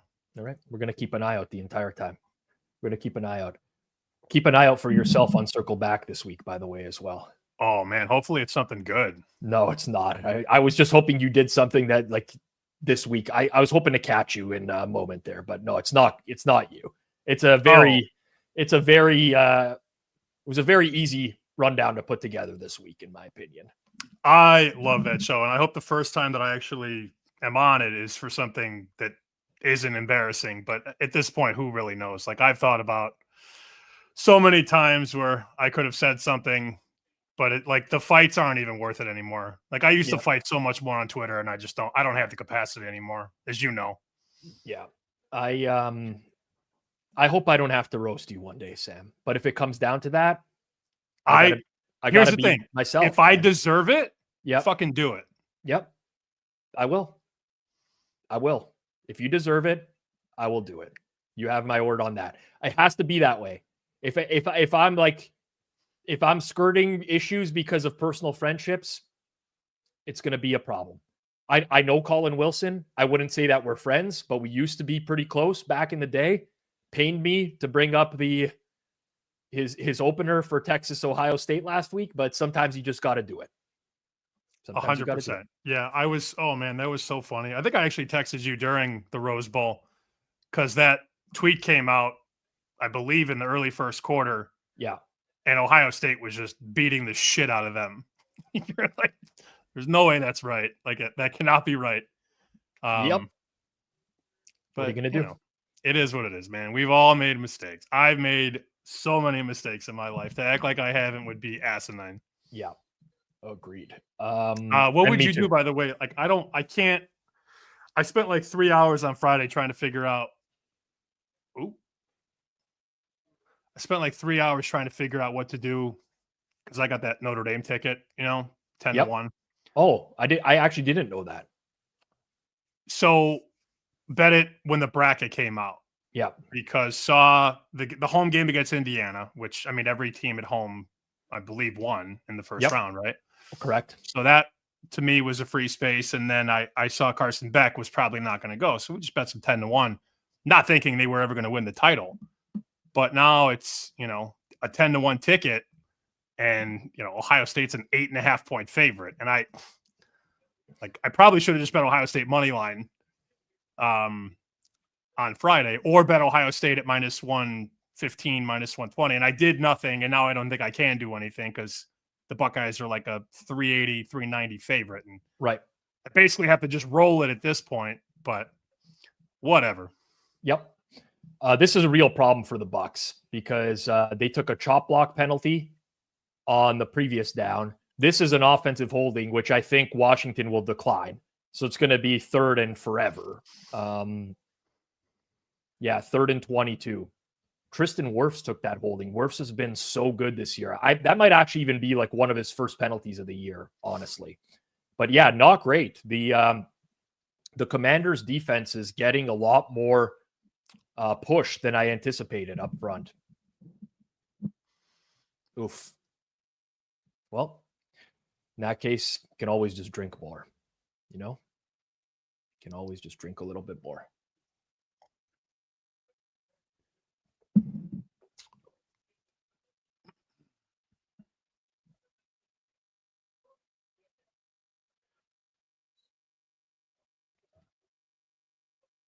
All right, got a punt incoming. What are you going to do post-college football season? That's like your bread and butter. No, college hoops is. Yeah? Yeah. I didn't know that. And then shut it down after that. I can't do baseball. I just can't. I can't either, dude. Once I started golfing during COVID, I used to love baseball. Love baseball. Once COVID happened, and now I'm like, I could not be bothered. It's actually so sad. I barely know anything about the NBA. I mean, if you showed me baseball's like top 10 stars, images of their faces, I would maybe get Shohei Ohtani, and that's about it at this point. Aaron Judge as well. The day-to-day, I just can't do. I mean, we still see some stuff that we play, but not. I can't sit here and bet baseball, especially on Thursdays when teams start playing at 12:05 Eastern. Like, you sit in the chair at 12:05 and you lose the first 5 with 2 outs of the 5th. And then you're like, well, fuck, who's on at 3? I actually love that, though. That's the only baseball I could watch, Sam. To be honest with you, when I'm at my desk, every now and then I see like a random afternoon baseball game. I'm like, I can watch that. That's my only. No, but I'm saying the worst part about the worst days in baseball are when you go on tilt from that brutal beat at 12:05 Eastern, and then you end up then you're betting the A's at 9:05 or whatever. The NFL comparison is betting the London game. You know, so you wake up at 9 a.m. I had one game. I think I had the Giants against the Panthers or something like that. Lost that. I was rattled like so hard before even the 1 o'clock game started on that. That's brutal. Yeah. Don't love that. I like that. I really love that about the NFL, how you have all these games that start at the same time at 1 o'clock.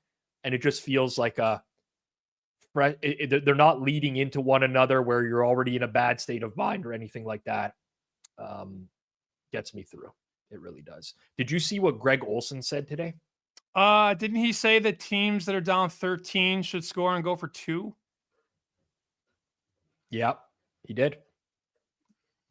I haven't had a lot of time to process. I mean, my initial reaction is like, if you kick the extra point and you get the ball back, you win with another extra point.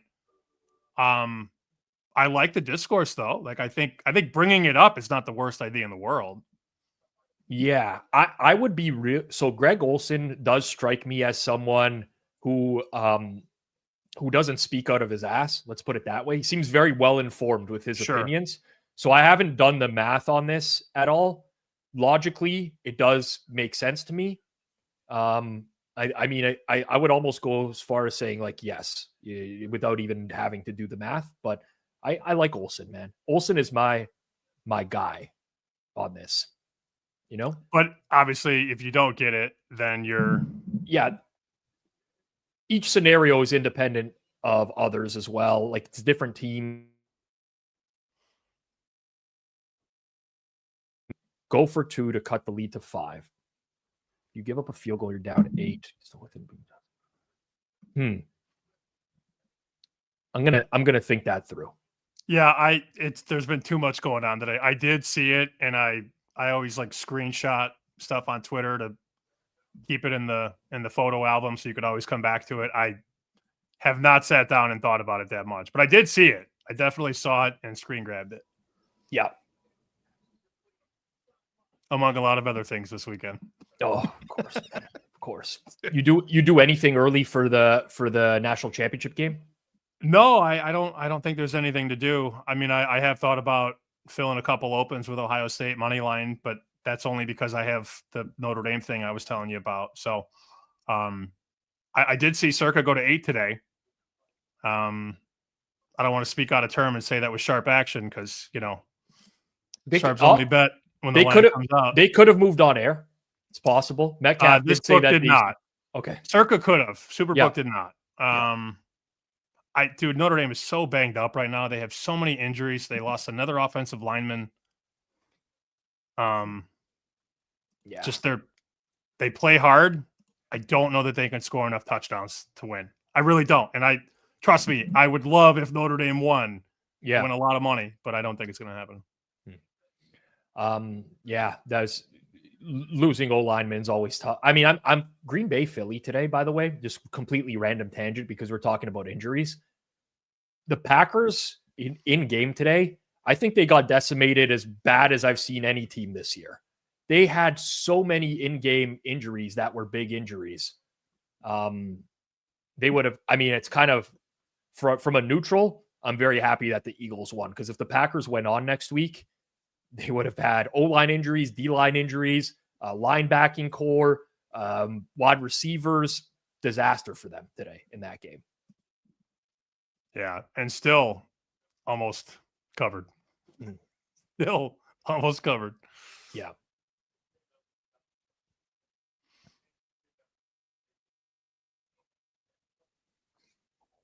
Washington on third down tonight. This is when, like early on this year, first half of the year when Washington was a juggernaut, they were really good third down team. And it's because they got into a lot of third and shorts. 5 of 7 on third down tonight. Their first down plays have been good. It's a real problem. It is a real problem. It's getting hot under these lights, Sam. Dude, I know. I'm about to take my shirt off. Well, that's you can't. Blez Betts has trademarked that now at this point. Oh, What's the over-under on how much he weighs? Did you set one yet? No, but I think you got to start at at Barkley's number today, like 103.5. no, he's more than that for sure. But I don't know his height. It's hard to judge his height because he's always in front of the TV, but he's hunched down a lot. Because what if I told you he's 5'6"? Then he's probably about 140 pounds, 145 pounds. Okay. I was obviously kidding about 103.5, but I thought you'd at least smirk. Did not smirk. We got some guesses. 103.5. That's obviously very low. People set in their own numbers here. I'll bet over 135, no problem. I love this. I'll bet under 167.5, no problem. 138 wet. Oh, that's a good one. There we go. That'll wake the chat up. How much does he weigh? Over under. Closest to the pin. I don't think people really realize like how small some of these numbers are. Like 125 is small. Like it's petite. 130, those are like really small. I know he's skinny, but we should next year at Bet Bash, we should weigh him at Bet Bash. I heard he was there this year, but not like he didn't actually buy a ticket. He was just in and around. I didn't see him this year. I didn't know who he was at that point. Come on, take him down. Yes, he's down. He's down. Okay. Jaden Daniels down. Yeah. Okay. So like put that back up on screen. I'm not quite as skinny as this, but this is generally my body. I'm definitely fatter in the belly than he is. I'm definitely, I want to say taller, I would guess. I'm just over 6 feet tall. I'm like deceptively, right now, if I weigh myself, oh, we got defensive holding. Again, another flag on the defense. Was it the same guy, 0? It was Zion McCollum, 27. I saw 0 just put his head in his hands. Yeah. Oh, so we just get flagged to death today. That's how we lose. I got to tell you, I think this is a bad call. I think he has his hands on him here, but I don't know that he holds him. I only saw one replay. But I thought that was a bad call. Anyways, Blez is like between 145 and 150. I could be one of those carnies that guesses people's weights, given enough information. Within 5 pounds. Well, you saw some. I don't want to like break news on your program, but you saw some of the Mathis comments this week, like some of her replies, right? It will be on Circle Back this week. Okay, all right. We have to talk about that. Yeah. The picture editing is only going to get worse from this point forward, if you know what I mean. I know what you mean. I listen. I think that's really personal stuff. I don't know where we like draw the line on what people can say and what they can't, but I'm definitely noticing that it seems as time goes on, it has become more of people have turned on her in a big way. Let's just keep it at that. I'll save the rest of the takes for afterwards, but they've turned in a big way on her. 100%. Yeah. And you notice I was very careful there. As long as you saw it and you know what I'm talking about, you and I are on the same page. Yeah. Listen, I is it deleted now? Is it gone? Like it has to be. Aren't they all deleted? Aren't all the tweets deleted? Jason did crack the code. Producer Jason cracked the code yesterday with the Photoshop stuff as well. It was on here. So. All right, let's get a stop here. I'm gonna watch you watch it. We got to stop, but my heart jumped a beat. You are a lot worse than I am with Stoneface. I could see your kicker pumping there. Oh man, I thought McCord was gonna make like a circus catch at that. He almost one hand like OBJ, just pluck it. I'm trying to remember the OBJ catch. It's like 2014 or 2015. He caught it. Look, I remember watching it live. It was a Monday Night Football game. Yep, sounds right. And it was it wasn't Terrence Newman. I'm pretty sure it was Brandon Carr that was defending OBJ on that play. Bear with me. I'm a Cowboys fan. I got it up on the wall there. People know I'm a Cowboys fan. So this might be a biased take. But if you watch that play in fast real time, OBJ pushes off of Brandon Carr on that play. They were never going to take that catch away from him. It was never going to happen. But there was a huge push off on that play. People forget about it. I just want to make that completely known. Brandon Carr had some good coverage, took a shove in the back. OBJ caught that. We will never talk about that again. It's always this still shot of OBJ like this. Also, just to prove I'm not biased, I saw the anniversary tweet go out of Des Bryant's catch. And under the rules at that time in the NFL, Des Bryant did not catch it. And I was the only guy in my group watching that game as a Cowboys fan, telling everyone this is not a catch. It's going to get reversed. And they're like, you're insane. Under the rules, got to survive the ground. He never did. So I'll keep it real with people. OBJ push off. Des never caught it. There you go. You feel better? I feel good. I always feel good. I saw some of the guys asking about college tomorrow. Yeah. I have not done a lot of work on college yet. And then I look at the board and there are 1, 2, 3, 4, 5 games tomorrow. And then the extras, which I'm way behind on. Yeah, these games suck. I might bet one of these of the 5. I bet a college prop today. It lost. I don't know how well versed you are in college. I barely ever bet a college basketball props because so let's just say it's a license to get the account killed. Oh, don't even get me started on college account. Oh God, I fucked myself so bad during Feast Week. But what did you do? Danny Wolf. You familiar with Danny Wolf? That is the Michigan big man, right? Who used to play at Yale. I can't tell you that much. I actually didn't even know he played for Michigan. I just knew that he was part of the Michigan-Washington game today. I played him over points and assists. It lost. Great price. Did you beat the market? Oh, by a mile. There's the reason I played it. Yeah. I'm usually not hawking these types of stuff. You know, every now and then you're like, I gotta bet this. I'm gonna lose the account if it wins. I might lose it if it loses. And you have to decide whether or not it's worth it. It was a price that was worth it, and it still lost. And at least the account is still alive for the time being. So we'll see. Oh, well, do you want to hear how smart I was Monday of Feast Week? My buddy said this total is 12 points off. Go bet the under.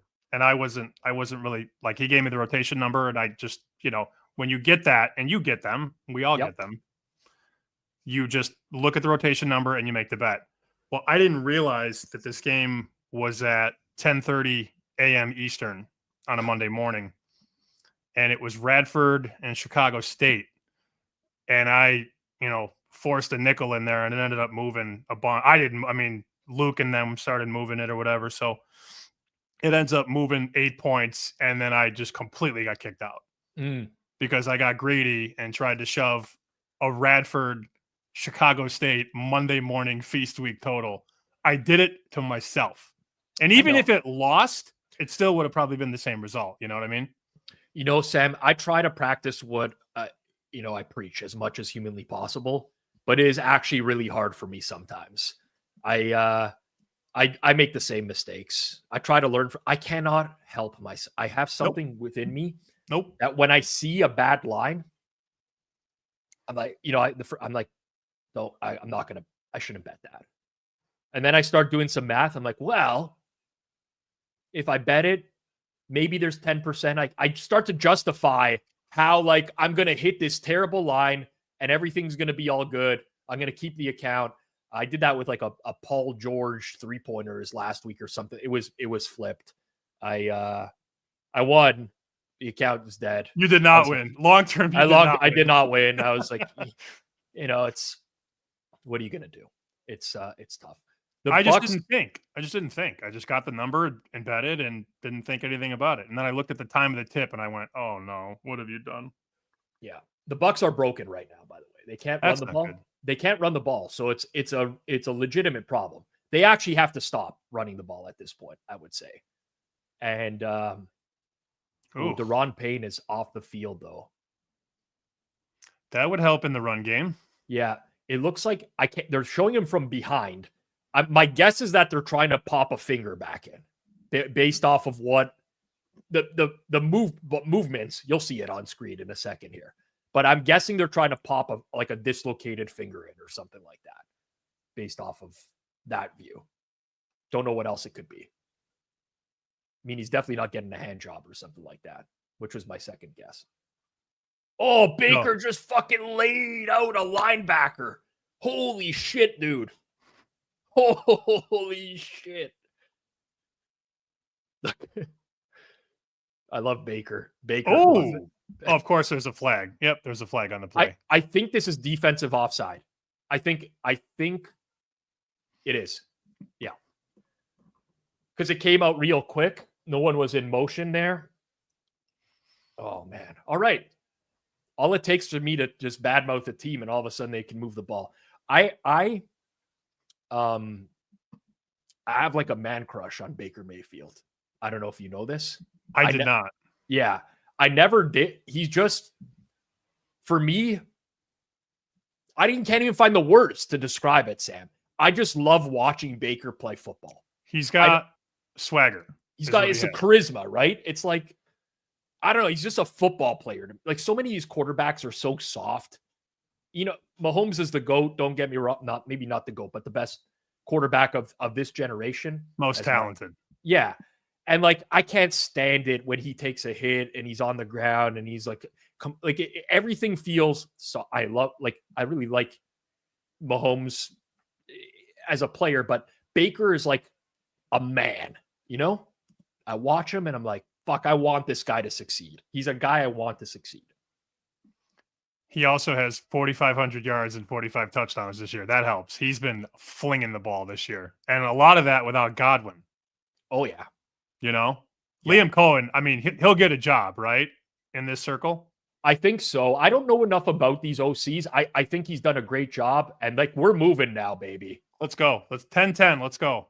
Get it in. I got my shot ready. I'm ready. Lattimore is cheesed right now. Tampa should have used the timeout right there. I don't know what the fuck they're doing. Run a play, boys. Run a play. There we go. Oh my God, this is the worst case scenario. Okay. How are they not calling a timeout? Oh, they do, though. They do, Sam. They will eventually burn 15 seconds and then call a timeout. Oh my God. I'm obviously way behind you. I didn't think it was going to be that bad. Yeah. Lattimore was upset. He thought it was PI. There might have been, because Evans is very physical at the point of attack. So it's very possible that there was. But you got to know, you got to take that timeout right away, or you got to get up and run a play. There's no in between at that point. Well, when you said worst case scenario, I thought maybe they ran a play and he spiked it into a diving D lineman or something. I went way worse. I went to the way part of the spectrum. Like, how do we completely get screwed here and get no points? In hindsight, it was definitely not the worst possible scenario. I may have exaggerated. But that's not. That's what we do. That's what we do. If we were flipped and I said, "Oh, that's the worst case scenario," what would you have thought? I know. Yeah. I mean, worst case scenario, if you've seen the play, I would have thought that it was a turnover. Yeah, I mean, worst case scenario is a pick six, fumble six. That's your worst case. Yeah. I wasn't even close to that. They just burned 15 seconds off the clock needlessly. Oh man, that was painful to watch. It's all right, buddy. We get in 10-10, you'll feel like $1 million. Brand new game. I'll feel so good. So yeah. They've put the clock to 17 seconds. I know that from the NFL website right now, which is updated. Not back from break yet. What's our looking at our live numbers right now? 1.5 Washington. Yeah. Yep. That FanDuel has the best Tampa price right now. 1.5 plus 100 is the best I see. That's much better than the ones that are minus 120. Minus 1.5 plus 100. Yeah, if you want Tampa, FanDuel's best price. Did you bet any pain anytime or just first? Just first. So I lost that. So now we're rooting for Sterling Shepard, who I don't think has been targeted today. This would be a great time for him to be targeted. Yeah, live total 42.5 and 43.5. Chris 43. So they're obviously a couple different numbers at different places. Yeah. Pinnacle 43.5. I'm going to take this shot for good luck for 10-10 right now. Whatever you got to tell yourself, Sammy. However you have to convince yourself. Because that shot will directly dictate what happens in this game. Yes. Oh, man.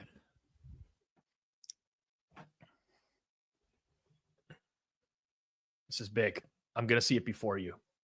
I'll stone face it. Though. I'm not watching you. Okay. I'm actually taking my headphones out, too. Okay.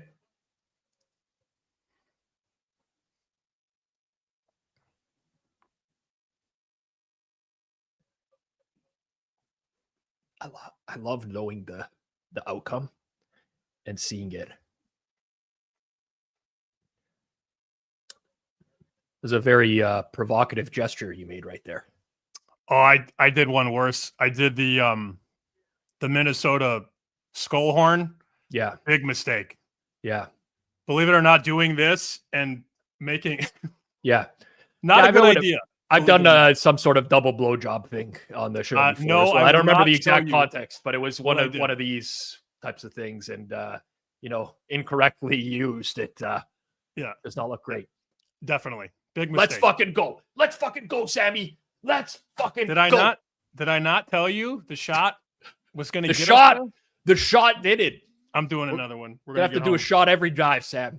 Well, it's been a long day. Yeah, I'll send you some. I think we still have some cases of hangover drinks from last call was the company. I think they're since out of business. They might have given us too much product back in the day, but I still got a bunch of them. I love that I had nothing on this game. I texted you this afternoon, said, "What are we doing?" You said Bucks, and now I'm doing shots of Jameson on your show because of you. It all comes full circle, doesn't it? It does. I'm sorry. By the way, we got to get to the wing joint in Vegas in the summer. Yeah, we do. I just don't know when I'm going to be out there next. Where are you right now, Sam? Are you in Vegas right now? Boston. I ask you that every time, by the way, and you never really know. Apologies. I know you're from Chicago. Yep. Spent some time in Vegas. You're in Boston. I'm more likely to be able to come to Boston for Sloan. Oh, okay. I won't go to the conference, but I'll come out to drink for a couple days. Let's actually make that happen. I'll talk to Mike Craig. We'll get the crew going. Dude, Craig had a roll. He had a craps roll at the Encore the one night. Legendary. He is I love. He's a maniac. He's a maniac. He did. He did one watch along with us, but he doesn't have. He doesn't have the attention span to do a whole quarter though. It's tough. He's also in the largest basement room, and it's so echoey. I don't have the heart to have him on again. This is like the hugest echo. But I love Krager. We're gonna do that. We're gonna make that happen because I don't know when I'm going out to Vegas next. Like, I don't. No August. August. I'll bet bash for sure. Yeah. We could look. I can wait till August. But if you're here, because Sloan's in March, we're like 2 months out from that. Yeah, that's gonna be a long week for me. I'm actually going to fly out early because one of my favorite bands is playing Vegas a couple days before Bet Bash. Yeah. So I'm going to come out early. Yeah, that might be I bring those guys. Eager and I go to this spot. We'll offline about this, but if anybody in the chat is going to Sloan, hit me up. There's a bar across from the hotel everybody stays at right there on Boylston. Yeah. It's a great time. We'll go there one of the nights. Yeah. Orlando said Creed. Creed is playing in, I saw in Nevada, but it's like it's like a fucking 6-hour drive from Vegas. I didn't realize how big Nevada was or whatever. So no, I'm going to see Ghost. I'm going to go see Ghost in Vegas. Creed was also playing there though. Yes. Yeah. I agree with Sam.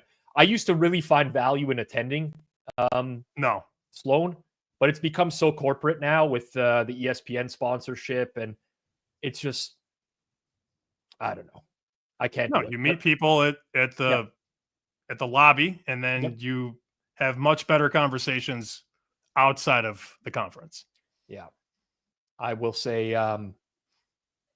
Yeah, I've met people at that conference, outside of that conference, that actually changed my life. We're working them in with betting, so it's worth it. Great, man. You think I could pass for a student? No, I don't think so either. no. How many like college kids are already half bald? Not many. Not many. Not many, probably. Yeah. Well, Sam, I'll tell you this. You're not going to be on camera with us for the second half. But if the going gets rough for Tampa here, I need you to pound some shots. Okay? Do it for the nails or do it for me. Cheers, everybody. His parting shot. Sam Paniotovich, everyone. Check him out, BetQL. Follow him on Twitter and check out Chicken Dinner as well. Thank you, Sam. Appreciate it. All right. Thanks, everybody. Good luck. All right. Sammy P, everyone. You know what's funny? I'm not. Let me think. Let me use my words properly here. I haven't been drinking today, I promise you. I don't know why I'm superstitious. I know it makes no sense. I'm such an analytical person, but there's always the part of me that's like, what if? What if it mattered? I know it makes no sense. Zero. I know it made no sense.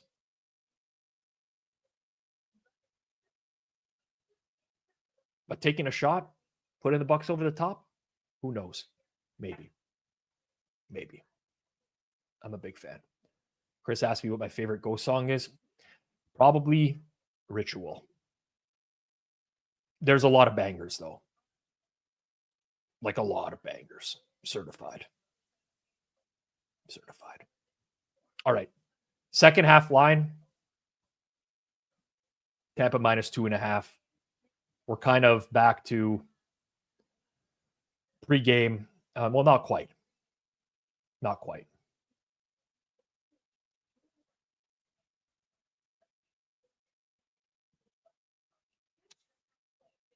Okay, I'm just looking at some data from the first half here. So I'm actually quite surprised by looking at the final numbers. So Washington, 4.9 yards per play. Tampa Bay, 6.4. So much of that yardage came on that final drive there. They have to get away from the run at some point. Just really quickly, I'm going to take a look at success rates from running in this game.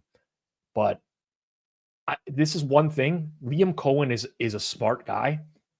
I can kind of trust him a little bit more to tailor a game plan in the second half based off of what's working. 7 runs for the Bucks, 29% success rate, so 2 out of 7 successful. Passing 18 plays, 56% success rate. I think you just got to go that way and turn Baker into a drop back passer in the second half. I think that's what we got to do here.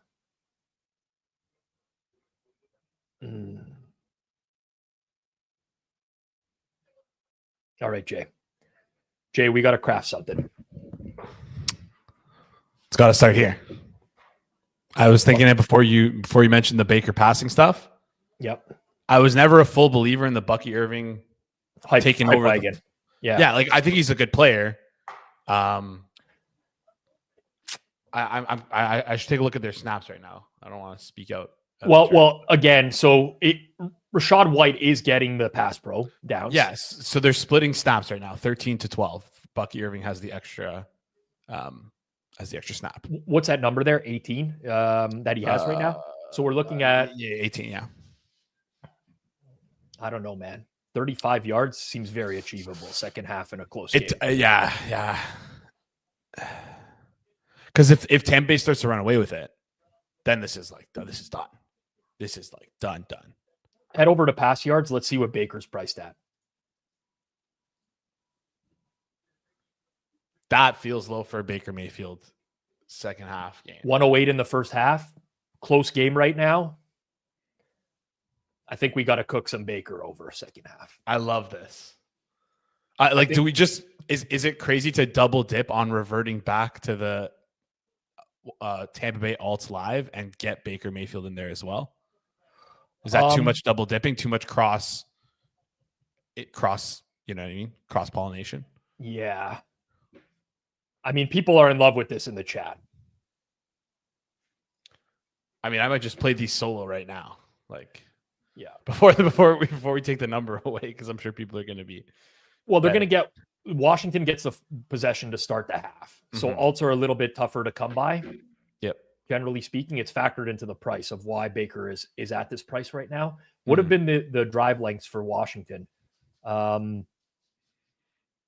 7 plays, 47 yards. That was roughly 4 minutes of time.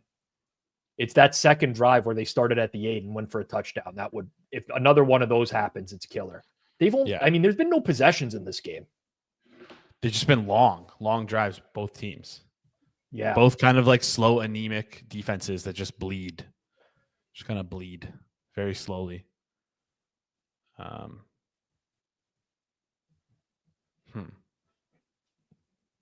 We really got screwed on that Eckler catch to run there, but yeah, what are you gonna do?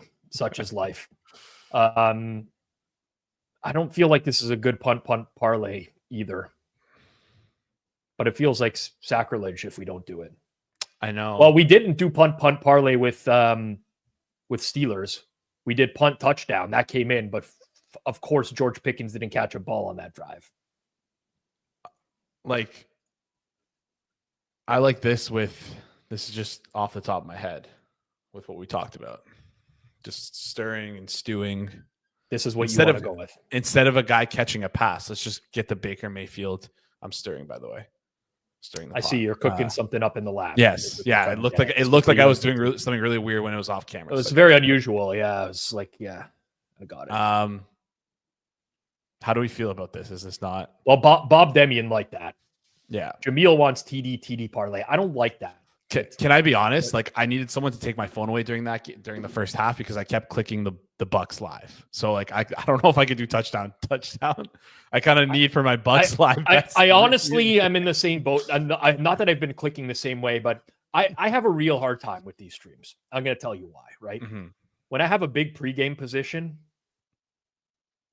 I don't really want to I don't want to cheer for a Washington touchdown. Anything else, yeah. Or a field goal attempt. I don't want that. I don't want that. Yeah. Like for example, this looks like a great parlay, but I can't have Washington win. I can't have Washington win tonight. Get out of my face, drunken goon. Get out of here. You're banned for 5 minutes. I'm banning you for 5 what minutes. Is that? How do you even dare recommend that at this point in life? I thought we were friends.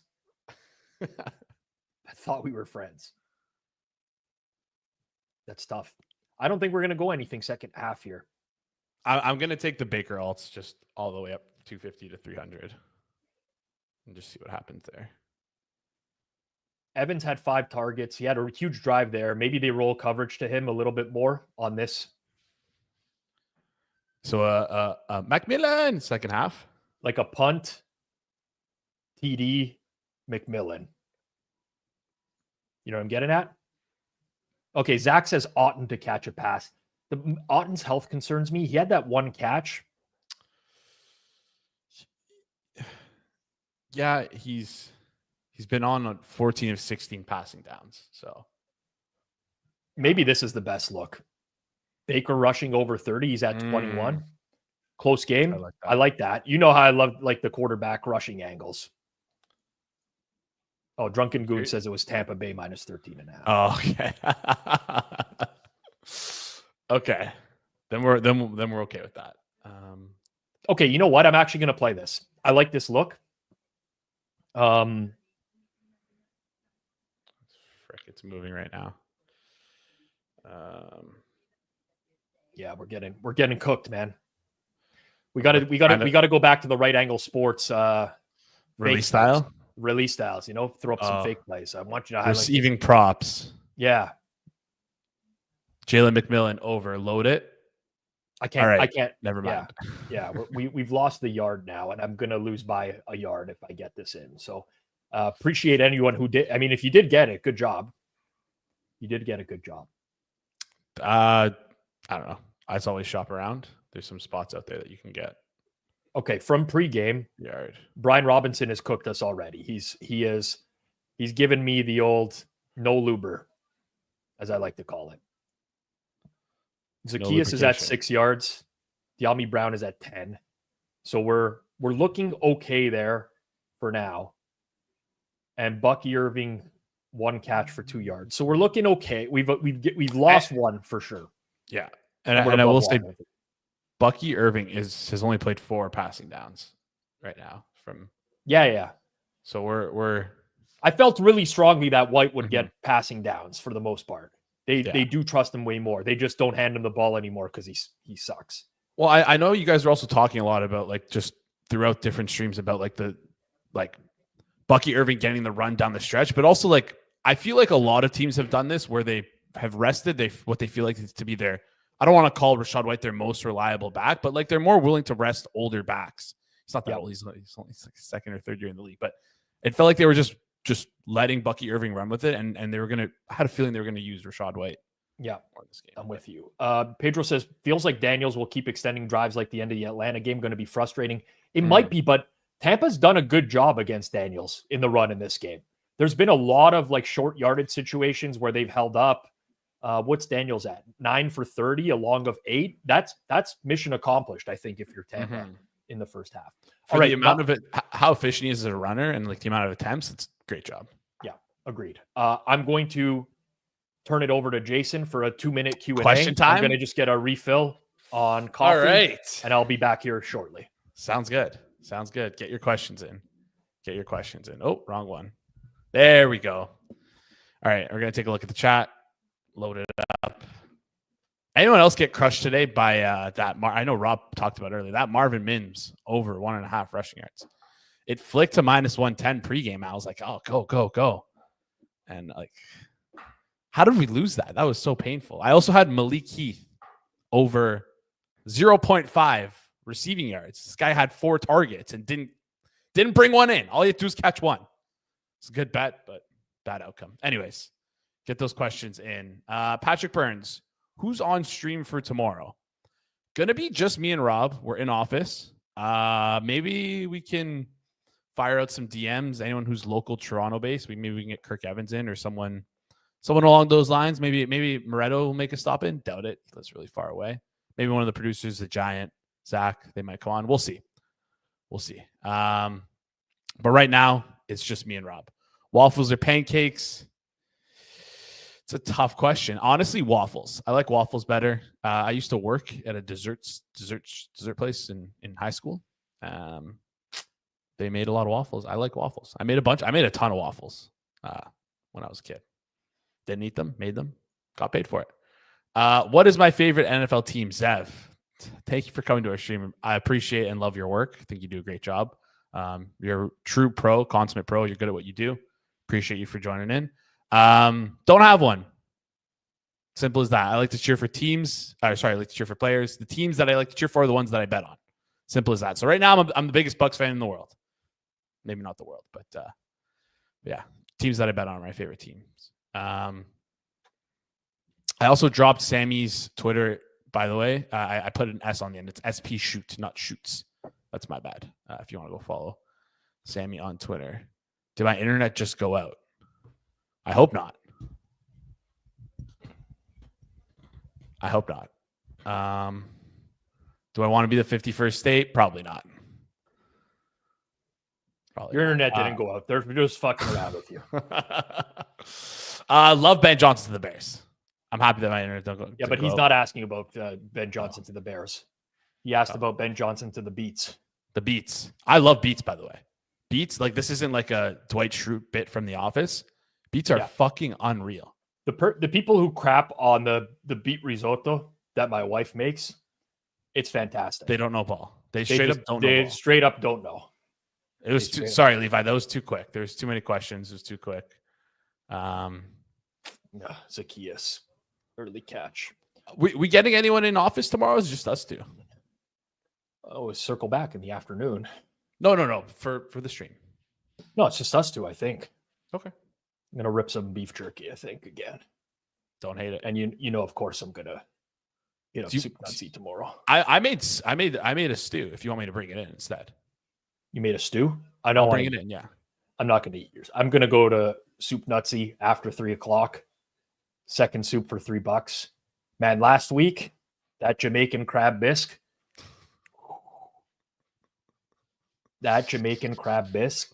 They're making your soup right now. I want you to be aware of that. Like they're making it. It's made right now. It's going to be sitting for the next 24 hours for you, ready to go.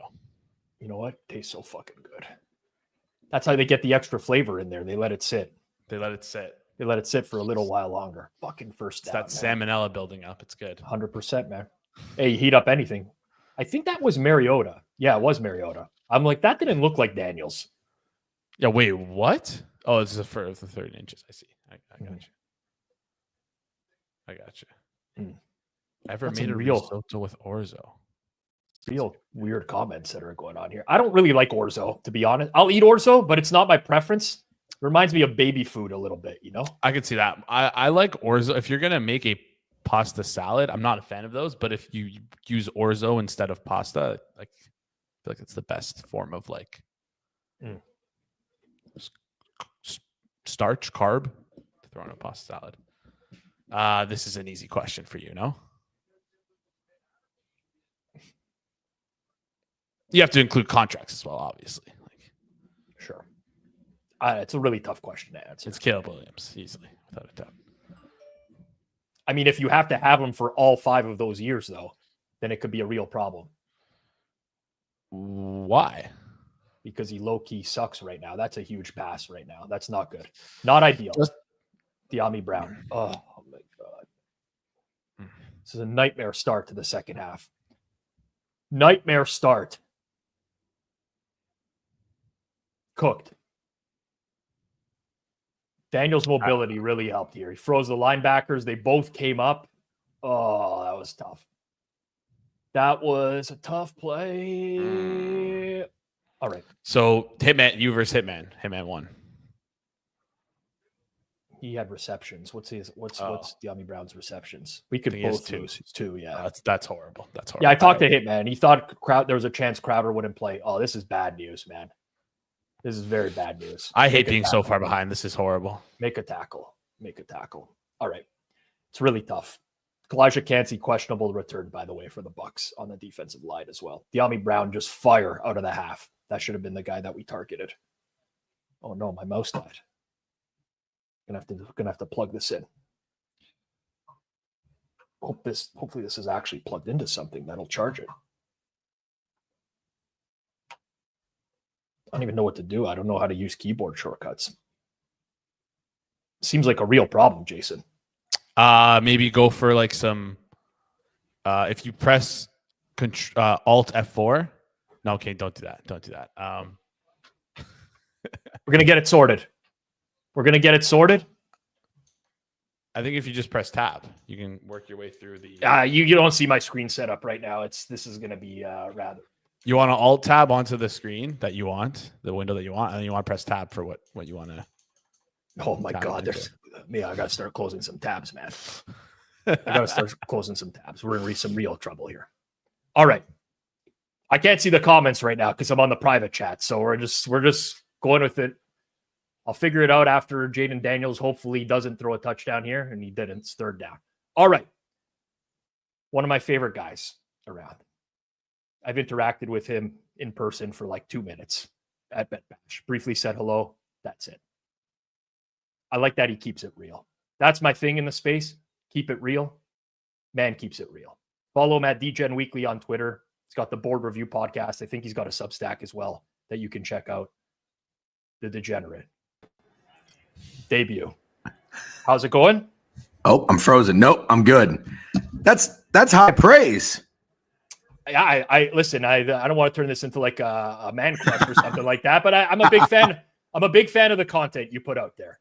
I think it's very honestly sometimes the stuff where you're like biking around New York and I'm just like, this is amazing. Like it's really, really good. So yeah, kudos. I very much appreciate that. Thank you. And to be fully transparent, I think I DM'd you when I saw a clip of your podcast, and I was like, Rob, I wasn't familiar with your game. I was not. I think when I know you have a Bucks position, I think, from what I've gathered. Yeah. From tuning in for the past probably hour. I'm a Bucks fan, in case anybody doesn't already know, which I'm sure most of you probably don't. So we're gonna sweat together, which will be fun. But I didn't know about you all that much until just recently. I thought, you know what I thought? Honestly, I didn't think you and I would vibe very well because you're the smart guy. And I didn't know a lot of smart guys that I meet who are professional sports bettors and take this seriously. They don't have a personality. They don't have a sense of humor. And I really don't think they like people like me, which is okay. I can accept that. And so I wasn't really sure. And then I met you at Bet Bash. Obviously, I knew who you were. I didn't know you had any idea who I was. And then I was watching your circles back. And then I saw, I think it was the NFL video that I put out that Mina Kimes got a hold of. And the intro was very nice. And I was like sitting in my living room. I'm like, oh, that's great. I clipped it. I tweeted it. I was like, Rob Pizzola knows balls. So that's great. Thank you. And the show that you do, the podcast is awesome. I think you're starting to, I'm not going to say blow up, but I feel like it's getting really good feedback. So that's great. It is. Viewership's growing, listenership's growing. I'm trying to do something that appeals to the masses a little bit more than like we produce sharp sports betting content. That doesn't mean every pick that we give out on the network is going to win, but most of the content creators for the Hammer are, pro bettors, semi-pro bettors, sharps. And that doesn't resonate with everyone. And I completely get it. There's some people who just want to bet and they want to tail, Trent's picks or whatever. It doesn't matter how bad the EV is. that's fine. That's their prerogative. But I needed to do something that would like break into the market of people that, we never would reach. And Circle Back was that. Yeah. Marcus says Rob is going commercial. LOL. Yeah. I honestly don't get, at some point I'm in the content business as well. You got to get some viewership. So it's all good, DGen, until you find yourself on the wrong end of the Circle Back roast and you don't want to get there. You don't want to get there. It's funny. So I think I was watching again and I saw another tweet of mine come up about Prize Picks. I don't know if you remember this. And I had tweeted that I was using Prize Picks for months before I realized the payouts. And you guys were very nice in politely saying, how did this moron not realize the payouts were off for months? Yeah. So just to clarify, I didn't use Prize Picks that often. Like I was doing 1 to 2 $50, which is a half unit for me, like 5-6 leg parlays or a quarter unit. They weren't winning. Sure. And it wasn't until like weeks later I hit my first one and I was like, and then I saw my back count balance. I'm like, wait a minute, the pot seems a little light. Yeah, it's great. I followed Jeff Feinberg for a while and but I never knew anything about him. Like didn't know, I don't think I knew what he looked like. And he's great. I don't know how you guys know each other, how long we've known each other, but he just reminds me of like a character in a Seth Rogen movie. And it's kind of a perfect balance of like knowledge and he kind of brings it down a little bit and dumbs it down. And I mean that in a good way, in a compliment. It's a good dynamic. So I really enjoy the show. Well, you know what? That's exactly what we're going for, right? Jeff's not a sharp, but he's there to resonate with the more casual bettor anyways. I've known him. We worked together at The Score. We were both radio producers. That's how we've known each other since 2009, 2010, something along those lines. And we've remained friends ever since. So that's pretty good. That's got to be a face mask, by the way. We're going to get a face mask. Okay, so here's the deal. I'm on YouTube TV. My lag is atrocious. Yeah. Like I'd say a solid 30 seconds. Yeah, I'm okay with spoilers. I don't care. Okay. What are you? I was just watching Mike Evans' highlights of the matchup. It's first down right now. Oh, I've already seen the first down play and the penalty that was called by the referee on the play. Which, by the way, like Rashad White caught the route that he took was perplexing. Okay. You're very lucky he got face masked on this play. Is Bucky Irving hurt? I don't know. He's not getting a lot of usage. They trust you. They trust Rachaad White more in pass protection than they do Bucky Irving, and they've kind of been playing behind the sticks a lot this game because the early down running hasn't been great.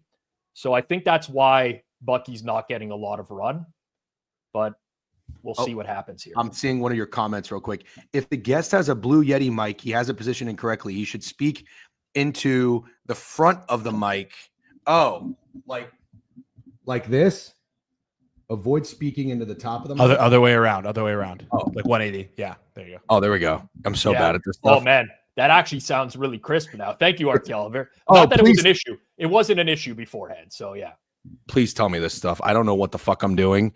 I'm trying to figure all this out on the go. It's actually unbelievable. I even figured out Twitch. I don't think you guys are on Twitch, right? You're on, you just do YouTube? We made that decision a while ago. This year we'll be doing some more TikTok stuff, and we're going to get that up and going with like some separate content.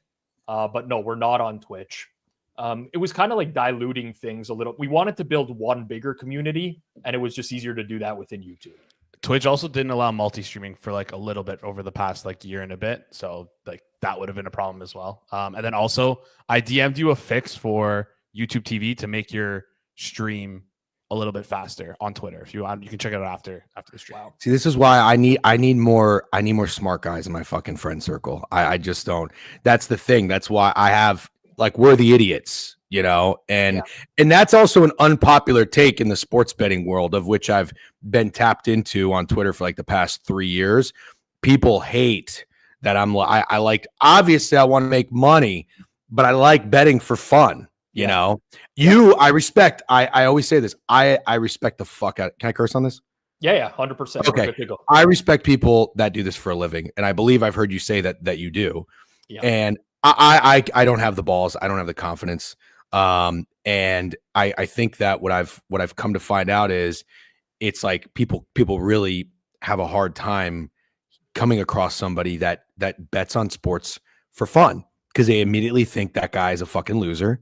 And he's just, if you spread that message, you're like increasing the amount of losing sports bettors out there. And that's really not what I'm about. Like I wanted to educate people, and I realized there's so many more people in this space that know more than I do. And there's a lot of like know-it-alls and assholes. And I was like, you know what? I'm not going to go that route. I'm not going to educate you on like betting markets and shit.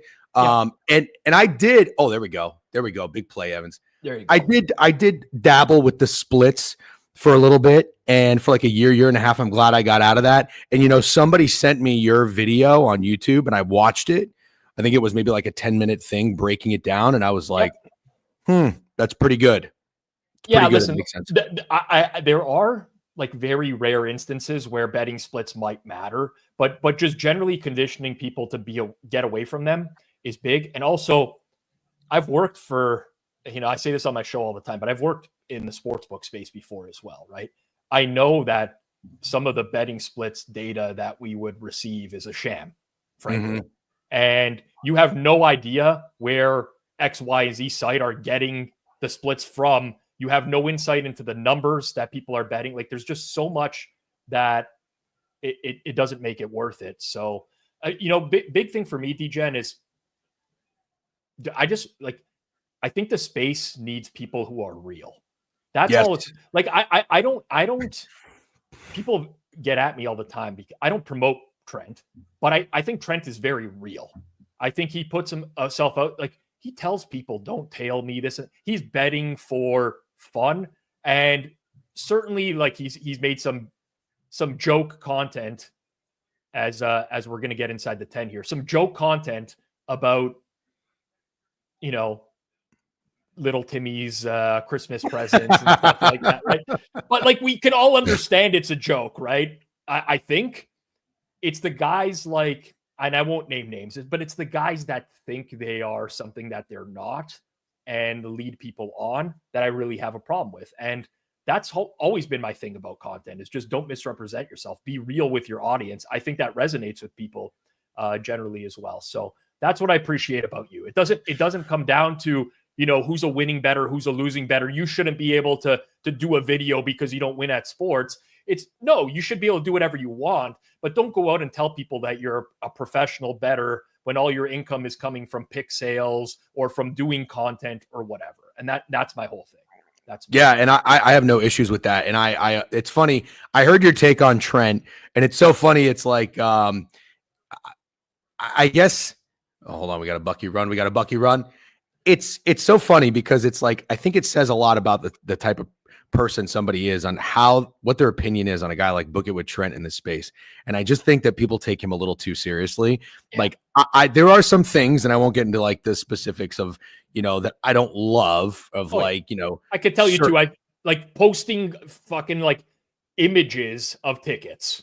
I hate $10,000 6-leg prize pick things. Like, come on, that's probably a little unnecessary, but the guy is not telling anybody to take his place. He's not acting like he's good. And if you go to his bio and the first 2 words are fade God, you are the moron if you're tailing his bets and losing. That's just, that's kind of the way I look at it. But yeah, no, I like that. I mean, I think it's what's unfortunate is, I mean, I've been doing this a long. How old are you? I'm 37.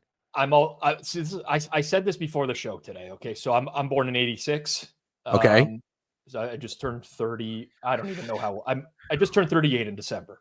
Okay. If we grew up together or we lived in close proximity, I guarantee you we would be really good friends, because I think we see the world in the same light, and we both have like that sense of humor.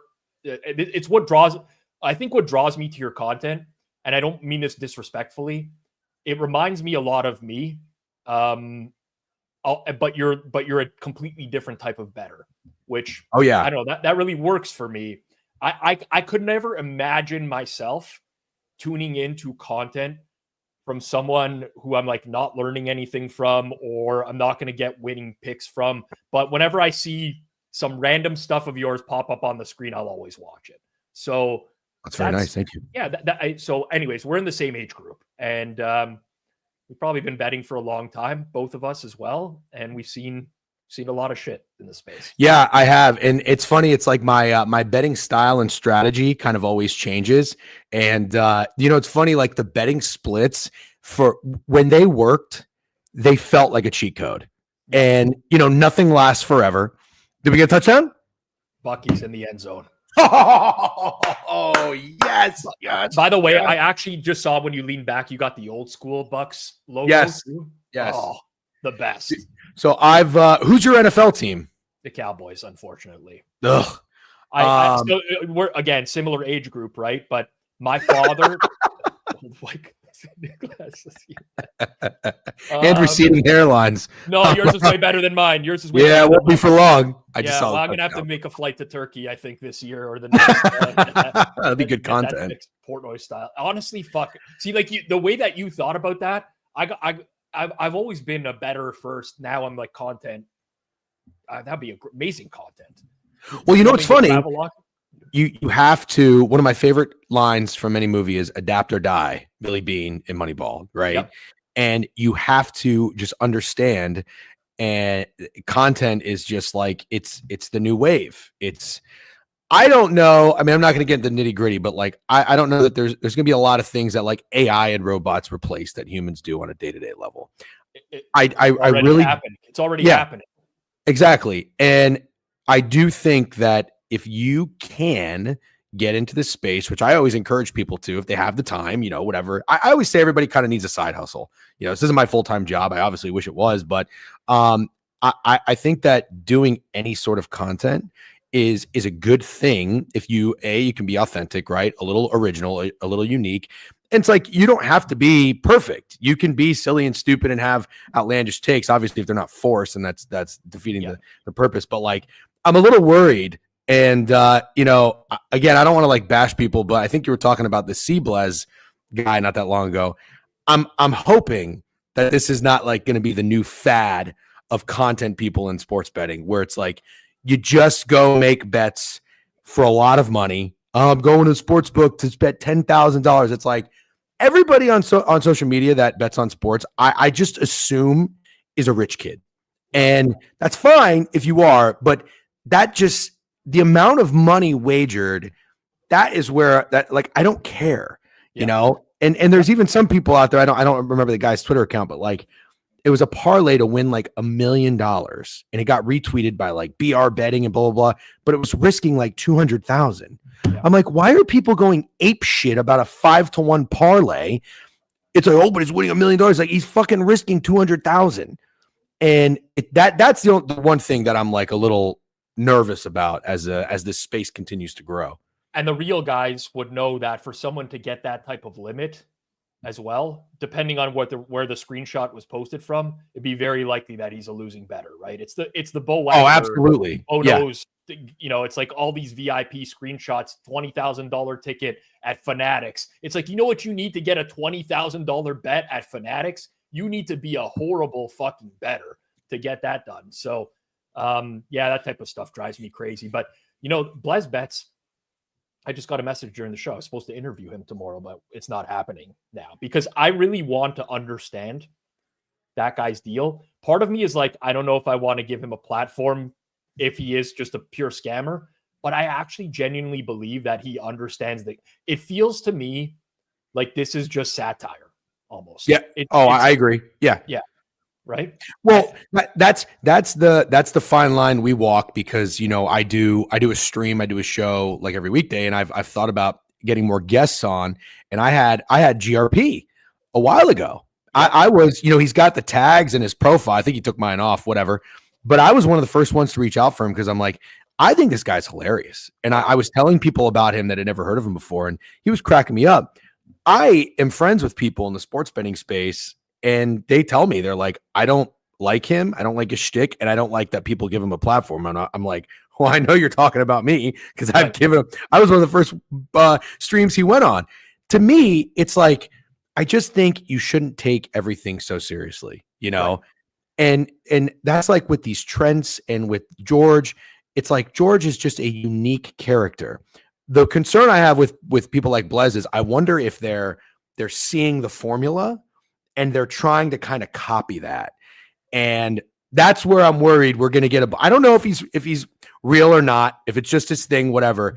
But if we get like a bunch of knockoff GRPs and Trents and stuff, that's going to irritate me because like somebody just messaged, it's like putting 200K in the S&P 500 isn't sexy, you know, like these big betting slips are sexy and that attracts attention. And then the shit that like actually matters and is good listens and good angles and takes, like that kind of gets lost. And so I don't know. I hope that's not really where this is headed, but I'm going to stay hopeful.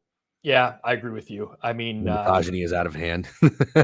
Yeah, it really is. I will say, I do respect people that are unfiltered. I think it takes nowadays, it's hard to come by. Everyone really, including myself sometimes, I really have to toe the line with what I say. And there is an element of me that is kind of jealous that he can just say what he wants. Spanky in the same way, and they just accept the consequences of whatever they say. They don't even care about the consequences of what they say. And I do have some sort of respect for that, even though I don't necessarily agree with everything he says. But yeah, it's I mean, this reminds me of years ago when I first invested in BetStamp, and we were talking about, you know, we have a board of directors as well who are, not everyone is like a nuanced, seasoned sports bettor.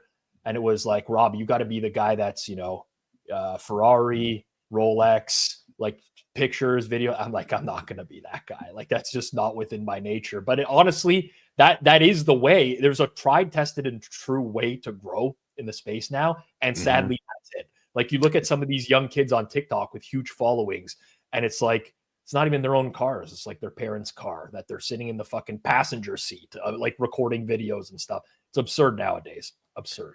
Yeah, I hate it. It's not really my thing. Before I forget, I wanted to ask you a question about your about how you gamble. This is where I'm a little unfamiliar because I got that clip of the Circles Back podcast, and that is what I was attracted to, and that's what I listened to and I watch, you know, and I'm just fucking around in the apartment. And but you have Circles Off, which is a serious show about sports betting, and I've seen some of the guests and the tweets, but I haven't really listened to much of it. Not because it's not up my alley. I just kind of haven't gotten to it, and I have a bunch of other shit that I like to listen to. But you tweeted something the other day, and I like this. because I used to be really, really heavily into being a contrarian bettor. Okay. And I wasn't always this way. And I'll never forget the moment it happened. But I've realized as of late that shit is not, it doesn't matter. It's the year of the chalk. But you said, I think it was Ohio State. It was and you were Ohio like, State. Yeah. Yes. It was a great tweet. And it was like, I was told Ohio State wouldn't cash because so many people were on it. And I thought it was really, really good. And I have done such a better job of like blocking out the noise. Yeah. And if I do see everybody on the Action app or whoever the fuck in my group chats or on something, like, I'm going to take it anyways. For whatever reason, I can never hit what I call square plays. Like, anytime I'm on it, it's a terrible wager. But I am curious. You probably have your I don't know, algorithm, software, models, whatever the fuck. Yep. But do you still at least get a little uneasy if it does feel like you walk into a bar and everybody is on the same side of you, or you really don't give a shit? No. So there is. So I actually, funny enough, said this on the stream last night. I'll be watching the pregame show whenever I go live here to give out picks. And I'll sometimes see every host pick the same team to win the game. And I might be on that same side. And there is a part of me that dies inside. That's okay.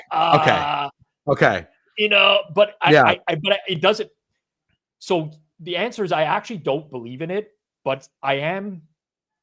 There are certain things like that where I do see it, and I would be lying to you if I said like I didn't have a single reaction to it. But, Okay. You know, yeah.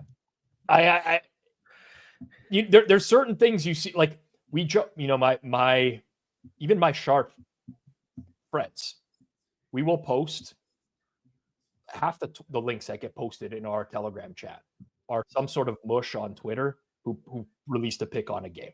There's like that there used to be Trent for a long time. Every single time Trent put out a video of who he liked, that would get posted in our group. Like, oh no, we're fucked. Yeah. We're on this, right? And there's like this betting queen or something like that. Oh yeah. You know, whenever she puts something up, like she put out Packers today, and like we dodged we didn't bet Packers. We're like, thank God we dodged a bullet, or we got off the. Oh, because you like the Packers? We had an edge on the Packers, and we took like an early position just because we thought there was a chance that Hurts might actually not clear protocol. So we're like, yeah, let's take an early position. We ended up getting out of that scot-free and ended up being okay. But yeah, so that happens. All the time. Okay, so Chris F just said, another guy that I feel like does not get enough. He doesn't get brought. Clay Travis is horrible. Oh, yeah. And that's the problem is sometimes, and this is how I became a contrarian bettor. I'll tell you the story real quick. Okay. I'm trying to think of the exact year, 2013 or 14. Yep. Ben Roethlisberger and the Steelers. Yep. Ben Roethlisberger just said, oh no. No, don't worry. I'm going to tell you right now to avoid any pain. This is an eligible ban downfield. It's coming. Okay. Thank you. Yeah. So they had back-to-back games where I think Ben Roethlisberger threw for like over 400 yards, and the Steelers' offense looked insane. The Steelers then go and play at the New York Jets when Geno Smith was a quarterback, and they were terrible. Yeah. And the Steelers open -3. And I get a text from a guy. I don't know if he's watching the show or not. Whatever. He'll probably know who I'm talking about him.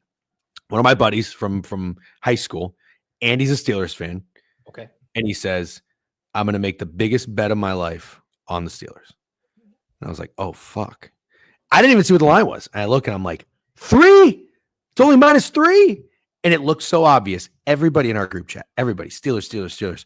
Of course, some way, somehow, the Jets win the game outright. Yeah. That is when something switched for me of like, I can't be on the same side as these motherfuckers. Yeah. You know what I mean? Yeah. I will say most of the time there's a rational explanation as to why the line is the way it is. And most people think to themselves, well, this has to be some sort of trap, right? Like, oh, they want you to bet this. It's a sucker's bet or what. But there's people who can quantify a game, like really make a real number on a game. And to those people, there's not this massive inaccuracy that people seem to think there is. It's the biggest difference for me in going from a losing bettor to a winning bettor is truly just understanding how the betting market works. And the whole notion that just because I watch football doesn't mean I know how to price a game better than other people. And how can I figure out how to actually price a game? And that's what it came down to. It's 4th and 5, and it looks like the offense is staying on the field. I was just going to ask you, you can spoil it. I hate surprises. Okay. Well, Zach Ertz caught like a 15-yard pass over the middle. Okay. You had a weird reaction. I was like, oh no, I think something just happened. Big down, 4th down, prayers up. Okay. Jordan is on a lag as well. All right. What do you have? Packers money line or -2.5? I mean, I'm sorry, Packers Bucks. -3 plus 100 is my average price on this game. Not a good price by any stretch. Like, again, it is relative to the close, but if I bet this number over time, I would expect to lose. So didn't do well on this game. I have another question for you. Is that okay? Yeah. Okay. What is your beef with this guy that you keep calling out on Twitter, Simon Hunter? So Simon Hunter, I have an unhealthy obsession with, and I very much admit that, because he is the guy in the space that I think is the most can have the largest negative impact on other people, because he has a very large following, being associated with the Action Network, draws a lot of viewership, and pretends to be something that he's not. And I hate that. So I've watched every piece of Simon Hunter content over the years. I could tell you right now. I've established that he's a tout. He has a pick service where he works with other people and he sells picks. I've established that he's a runner. He's a mover for other people and gets down on other bets. And I've also established he has no fucking idea what he's talking about when it comes to betting. Not the picks that he gives. I don't care if the picks win or lose. Again, it's that he literally just makes stuff up. He's like, if I put together a compilation of it, he claimed he was in a draft room for one of the teams, a couple in the trying to get them to draft Anthony Richardson like 3 years ago. It could have only been the Texans or the Panthers. I've already confirmed it wasn't the Panthers draft room because one of my best friends is the VP of analytics for the Panthers. So now I got to figure out if it's the Texan. He just makes stuff up. Like I cannot stand people like that. Just don't lie. I don't get it. So yeah, that's my fascination with him. Okay. All right. I got to tell you, I don't know. I do like the Action Network app for tracking wagers. I don't know a lot of their personalities. So I didn't even know what the guy looked like. I don't think. I haven't heard him talk. I see some of their profile pictures on, like, I think you mentioned Colin Wilson. I've seen him get a little bit popular because he's put out these funny, like, projected lines and they've been hilariously off. So I was just curious because I could tell you have like a vendetta against this guy, and I like the drama from like afar. I try to stay out of it. My wife, she loves like the degen stuff and she's super supportive, but she also has to remind me, like, don't get into any arguments with like 20-year-olds or strangers on the internet and like let it really eat you up. And I'm like, okay, I'll try not to. So I just try to fend off that. But there are some people, I have to tell you, where even myself, kind of like you, the lying is what drives me insane. And it's other people don't see it. And I'm like, how the fuck is this not obvious? This is going to be a big theme on this week's Circle Back, because I've already selected most of the topics for the show. And I could tell you there's some extreme, there's a lot of people that are pretending out there nowadays that need to get put in their place. That's a beauty of having this show too. It's like my own platform where I could just talk about this stuff. The repercussions are, okay, somebody's going to see it. They're going to be upset, but you know what? I can speak my mind. I love that. I should point out Jamel Dean is out of the game. Oh, Zion McCollum is questionable to return. Oh my God. The Bucs defense just can't stay healthy. I know. Do you have I know my time's running out, so I'm trying to, anything I can think of that I want to ask you, I want to try to get it out rapid fire. We'll do this again. We'll do this again at some point. And if you want me to do it on your platform, I'd be happy to do that as well. Yeah. I would love to have you on. So I'm a Notre Dame fan. No, I did not go to the school. I know you probably, a lot of people are like, wow, this guy's really intelligent. Maybe he went to Notre Dame. Just kidding. No, I didn't go to Notre Dame. But I'm going to the national championship game. Nice. Not because they're going. I bought a ticket with a friend like months ago. I was like, all right, I'm going to fucking do it. Never been to the national championship before. Kind of works out with my schedule this year. And I am terrified that they're going to get their shit kicked. I can't remember if I heard somebody on your stream tonight. Maybe it was Sammy or the guy you had in the beginning. I was kind of like on and off on listening. I think one of them said they had a position on Notre Dame. And I was curious. I don't know. Are you a college football bettor? I will, but I don't model. So this is where I get into territory of being a more recreational bettor. I got to tell you right now, just because it's happening in real time, this should not be pass interference because there's no way this ball is catchable when you watch the replay. This ball's thrown out the back of the end zone. Dude, how many times are they going to... How's he going to catch the ball? Oh, my God. He tripped up. Oh, Zion's in. Yeah, he's back in. Okay. DPI. That's not good.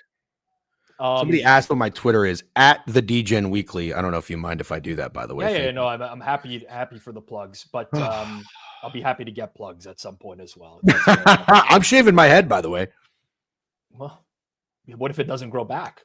Dude, people are just now telling me this. Don't say that.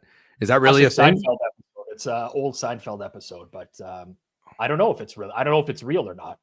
Oh, God. I don't know if it's real or not. That's going to be a big problem. I don't have any position on the national championship. I'm actually a Buckeyes fan, not a hardcore fan. I have a lot of relatives that are in Columbus, so I always root for the Buckeyes. I've watched probably more than half of their games this year, and if they're the best team in the country, is a really weak year. I feel strongly about that. But there's, people are telling me Notre Dame's got killed on the offensive line. These are stuff that I don't really know about. So, I mean, if that's the case, and you're going to get they got dominated in the trenches against Penn State. It's just Drew Aller there. He's not good. So. Oh, he's bad. He's bad. Yeah. It was interesting. The Penn State fans. I went to the Orange Bowl. They were like the nicest opposing fan base I've ever encountered, and it was like, yeah, we really want to beat you, but we hate Ohio State. Yeah. I think like part of them was more interested on, even if we don't win, like please just take care of them. Notre Dame's banged up with injuries for whatever reason. Like they just bang. They're gamers. They're really well coached. Maybe they can cover. Oh yes, what a fucking play! I actually can't let you. I can't let you go until I watch this third down play because for some reason or another, you've been really good in the high leverage plays this quarter, and that's true. And you know what? I heard you say you're superstitious. Oh no, touchdown. No, incomplete. Could have easily been picked here. Could have easily been picked. Okay, that's better than saying there was a flag. I was gonna fucking lose my shit. Are they going? Oh yeah, go. You gotta go. I gotta keep you on for this one play. Yeah. That's okay, dude. I'm on a struggle bus. By the way, I had a 3-day bender. I had a monster. I haven't had an energy drink in years. I was like, I gotta power through. Okay, hold on. Oh, I just saw the almost pick. Just tell me what happens. Are they lining up? You're lining up to go. I assume if you're going to line up, you're going to go for it. Oh, they're going. Yeah. And they should. Okay, I think they should. Snap. Pass. Nowhere. We're good. Yeah. Incomplete. The Ertz. Let's go. No flag. Wait 1 second. 1, 2. Don't do that. 3. No flag. No flag. Oh, my God. All right. There we go. Your Twitter account is up on screen right now for anyone who wants to follow the DGen Weekly. I actually don't even know your name. Brandon, great to talk to you. Let's do it again. Obviously, absolutely. Go Bucks. Yep. And let's get the play right now. Okay. Thanks for having me, man. That was awesome. And cheers to the chat. Good luck on your bets. Keep up the good work. I'm definitely out there supporting. So this was great. Thank you. Appreciate that. DGen Weekly, everyone. Make sure you check him out on Twitter. Support him. He's a great guy, and he keeps it really real. I love the second half. Two people I really love talking to. I mean, I say that I talk to DGen Weekly offline. I don't really ever have personal interactions with him, but our next guest, Matt Friedman, one of my favorites. Matt, sorry, I had to keep you in the waiting room there. But all good.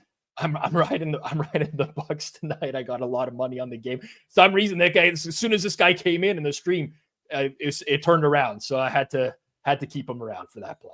All good. And I love how it's like a one night stand. It closes with like, by the way, I don't know your name.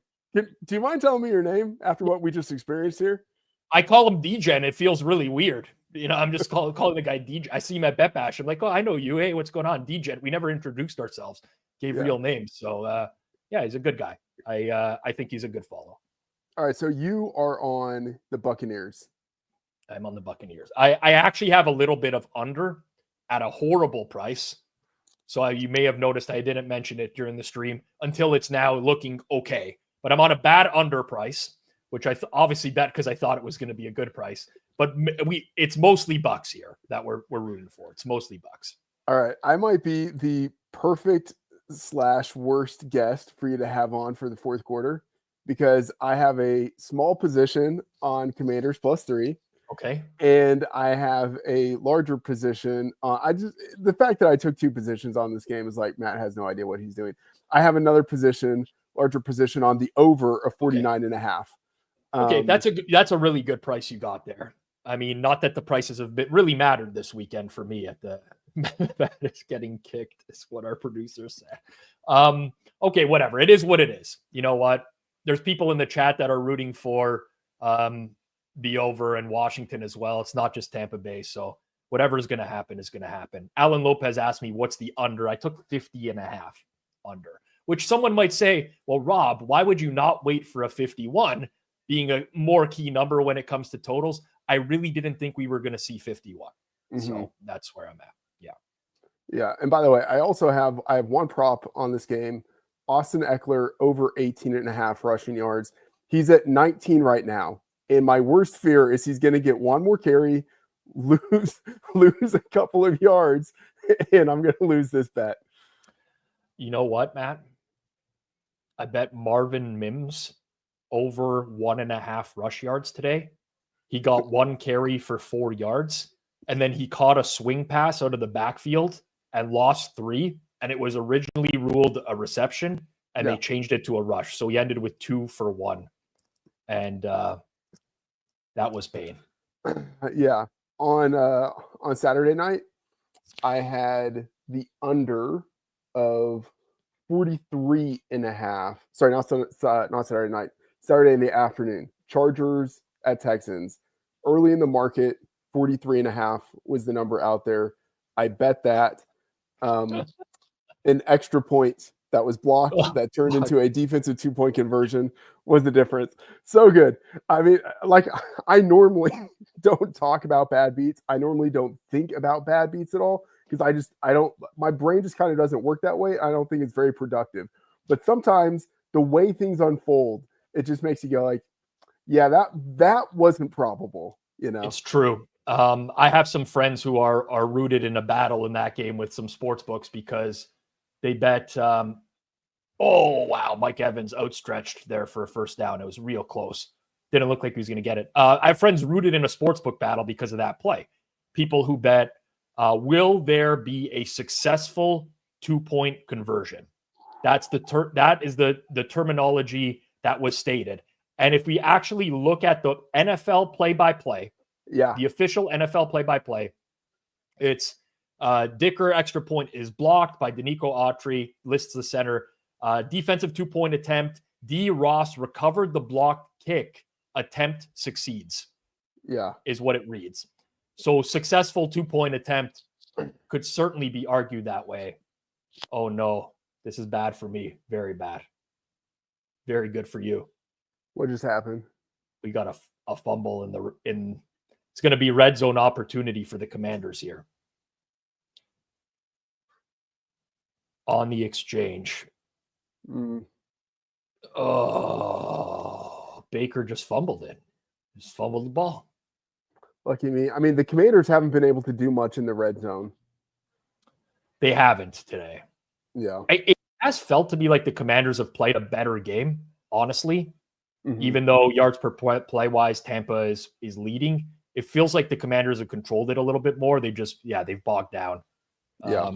Difference is Bucks 2 trips to the red zone, 2 touchdowns. Commanders 3 trips, 1 touchdown. This is going to be the 4th right here. Oh, Baker. That's tough. Those are the ones that killed me. Oh, yeah.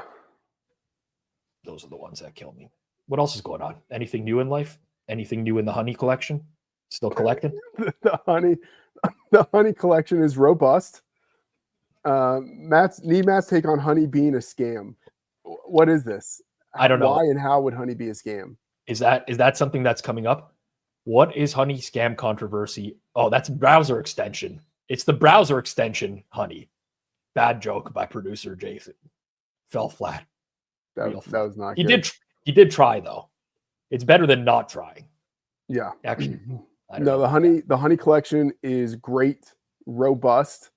I will probably order some more honey in maybe another month or so, just to keep the immune system totally boosted.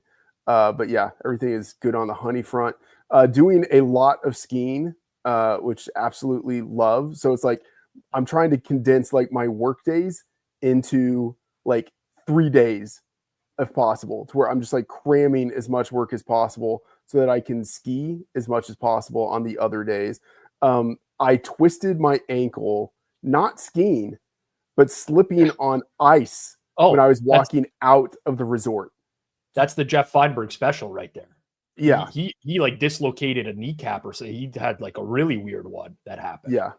Total donkey move. So I've been skiing a little bit since then, but a little more gingerly. So anyway, we'll see how that goes. But yeah. You're getting a lot of hate in the chat right now. I don't want to call it hate, but you seem to have brought some Commanders mojo into the stream. That's unliked by the people who are betting Bucks. Look, it's obvious that these people don't know how bad I have been this year. If anything, people should have been thrilled in the chat when I came in here and said, "Hey everyone, I'm on the commies and I'm on the over." People should have just been cashing checks already. So here's what I do, Matt. I often envision the ways that I'm going to lose a game in terrible fashion. And I think if they don't score a touchdown here, I don't know if Quinn will kick it or not, but I see 24-22 in my head right now, which would be sickening for me.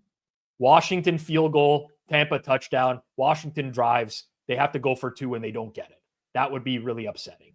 Yeah. But, is this an interception? What is going on here? It looked like a completion over the middle to a receiver. And then maybe when he was going down, it got ripped out of his hand. You might be able to see this on replay. I didn't realize it in real time. Okay, I've got a delay on mine compared to what you've got.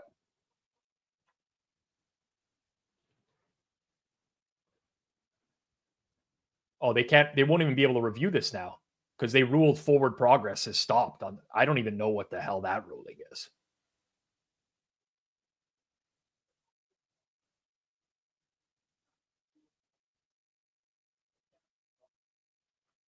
So they can't, I don't think it was a pick anyways, but they ruled forward progress on the play. Yeah. Which it's going to be another 4th down, Matt, and I'm going to have to play spoiler for you.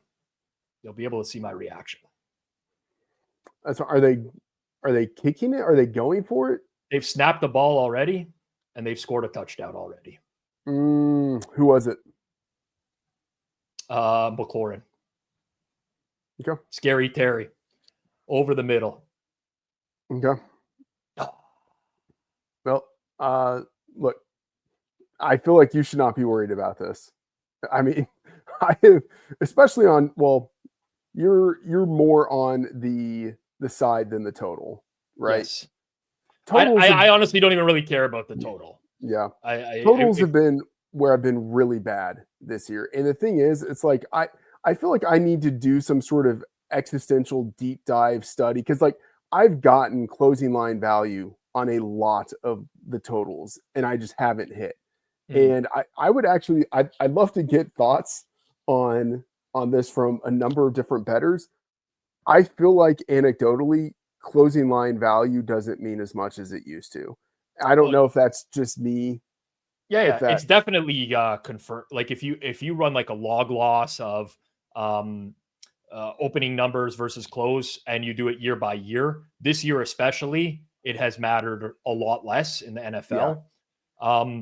I don't know that that's going to be the case going forwards. I'm still a very much a big believer in market, and I know people who are betting a lot more than me, and they're pretty successful, and their opinions are driving market and stuff like that. So, but you're right. I mean, it's especially for major market sides and totals. I think some people have had a rough year betting into market at post. I've done okay spreads and money lines, profitable spreads and money lines. Just total it's like I've given it all back. Yeah. Grant says, do you feel like CLV doesn't matter across other sports? I can only speak off of what I bet. I've heard people say similar things for college football this year, MLB last year. Yeah, I don't know, because it is a free market. The people who are shaping the numbers are the people who are betting latest. Typically, those people have the most money to bet with because they've been very successful betting. So you would think that over time that the close would, I mean, just based off of principle, would matter a lot more. I still put a lot of stock into it, but yeah, it's without a doubt. Even this week, like look at this week as an example, right? Late steam Broncos today. Broncos Bills over bet up a ton. I guess the Eagles technically got bet pretty hard and they covered, but Steelers took a bunch of money at post.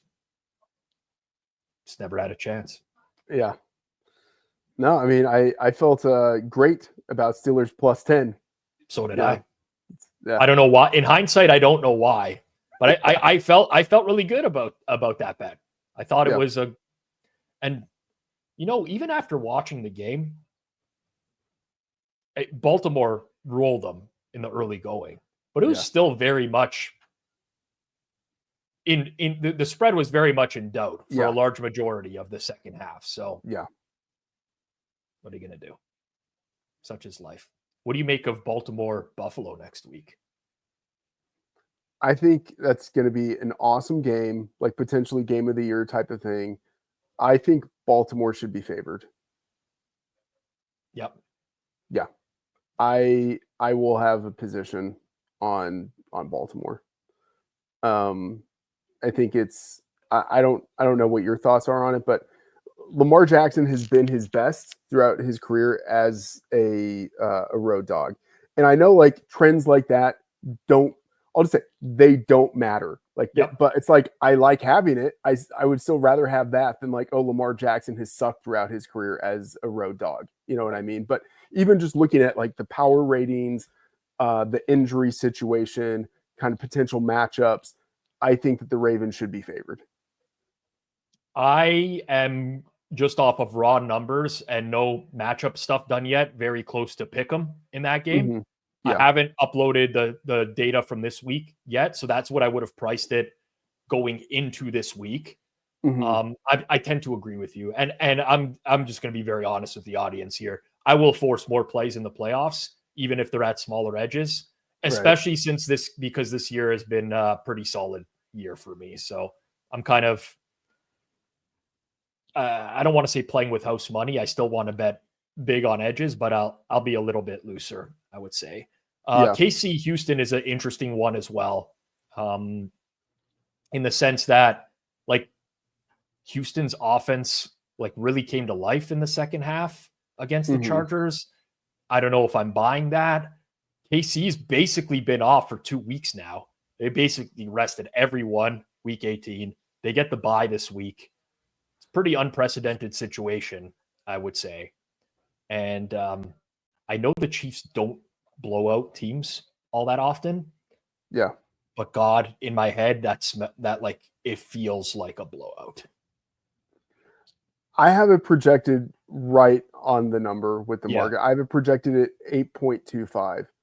So I probably won't be having a position in that game. I guess I will say, I would love your thoughts on this. And I'll say actually one quick thing to talk about with the Ravens here.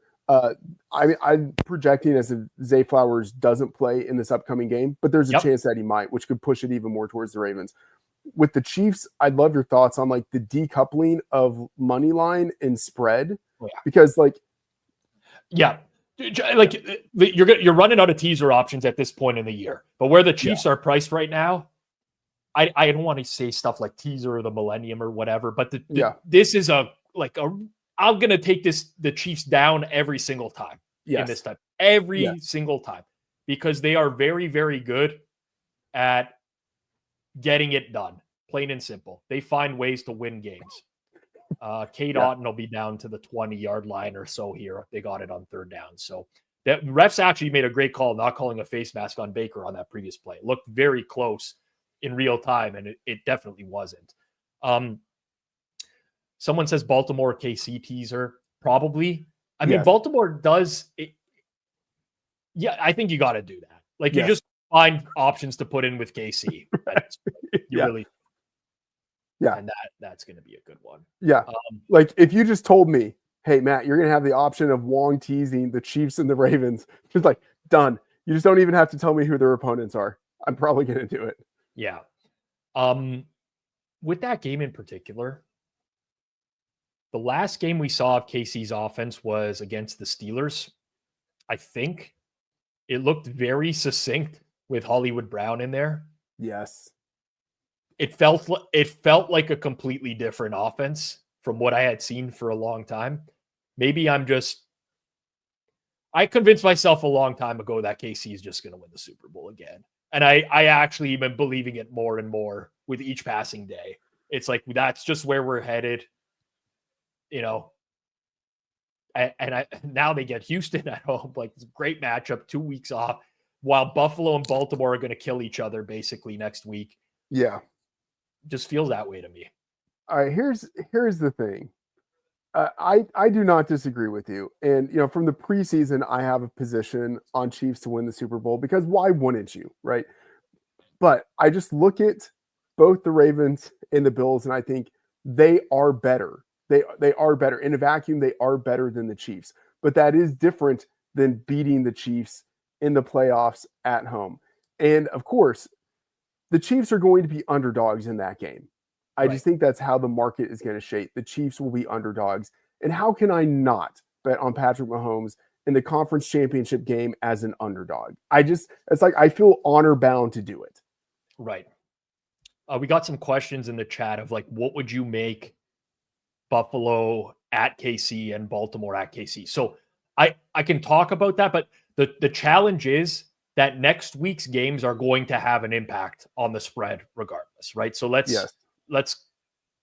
I think Baltimore is slightly better than the Bucs are going to have to kick a field goal here because of that horrible third down play. 32-yarder. I don't want to say should be good, but it is. It's down the pipe. Yeah, that's going to be tough, honestly, to price. All right. So I would say right now, Baltimore at the Chiefs, I would have Baltimore favored, and this is like assuming kind of neutral injury situation for both teams. I would have Baltimore favored by 2.5. If it is Buffalo, I would actually project Kansas City to be favored by 0.5 point. Okay, so I'm higher on KC than you. So right now, today, I would make KC 1.5 against Buffalo and pick them against Baltimore, but that's not going to be it's not going to open there. There's no KC's going to open as a favorite, period. So you're going to just have to make a decision on whether or not you think that's a valuable, unless the scenario is KC barely scrapes by Houston and one of those other teams blows out the other, then you might have some sort of line like that. Also, I have to really sim this game out rather than trust my power rating on the teams, because I do feel like I'm going to have the Chiefs much stronger here at this point in the season, especially with the rest situation as well. I think that's fair. And I would say, like, despite what my projections would say, man, what do you think the market actually opens? Because I would say, I know my projections just said Ravens favored by 2.5 on the road at Kansas City. I don't know if the market opens there. They won't. The problem. So there's another factor to this as well, which is if KC ever opens as an underdog at home, they are teased into oblivion by everyone as well. Yes. And like, they're not losing by. Yes. It is not going to happen. Yeah. So it can't happen there. Yeah, I don't know. I understand why people want the hypotheticals. It's just really hard because the perception from next week's games is going to influence the openers quite a bit.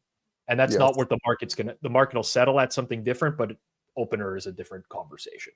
Yeah.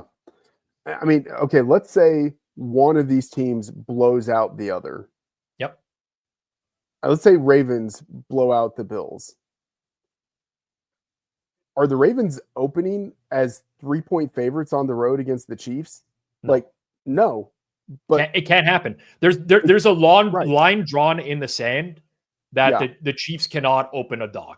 Period. Yeah. Now the Chiefs closed a dog on a neutral field against Miami last year.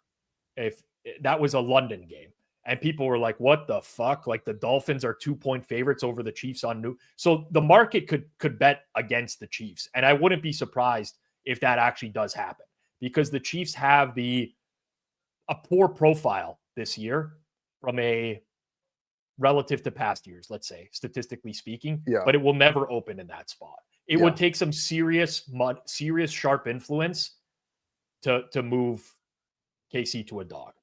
Yeah.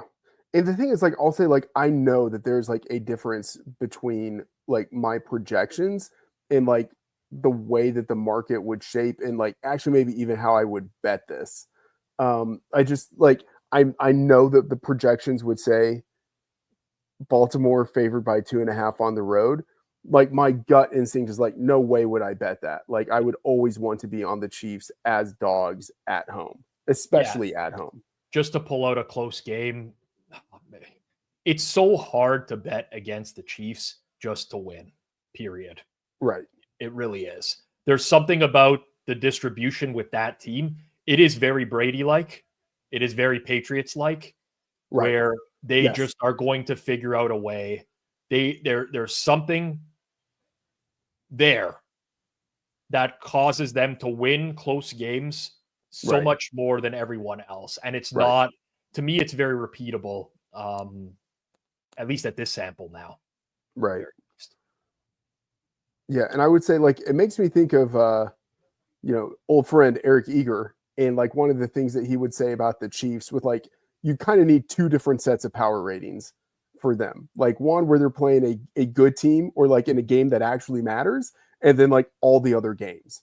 And I feel like this is like okay, we need a different power rating for the Chiefs now.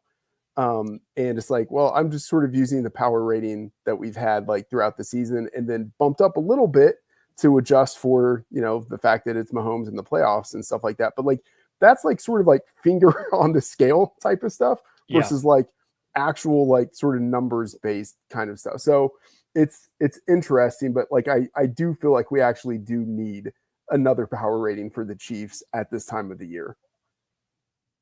I'm with you. So there's so many ways to make a number on an NFL game, right?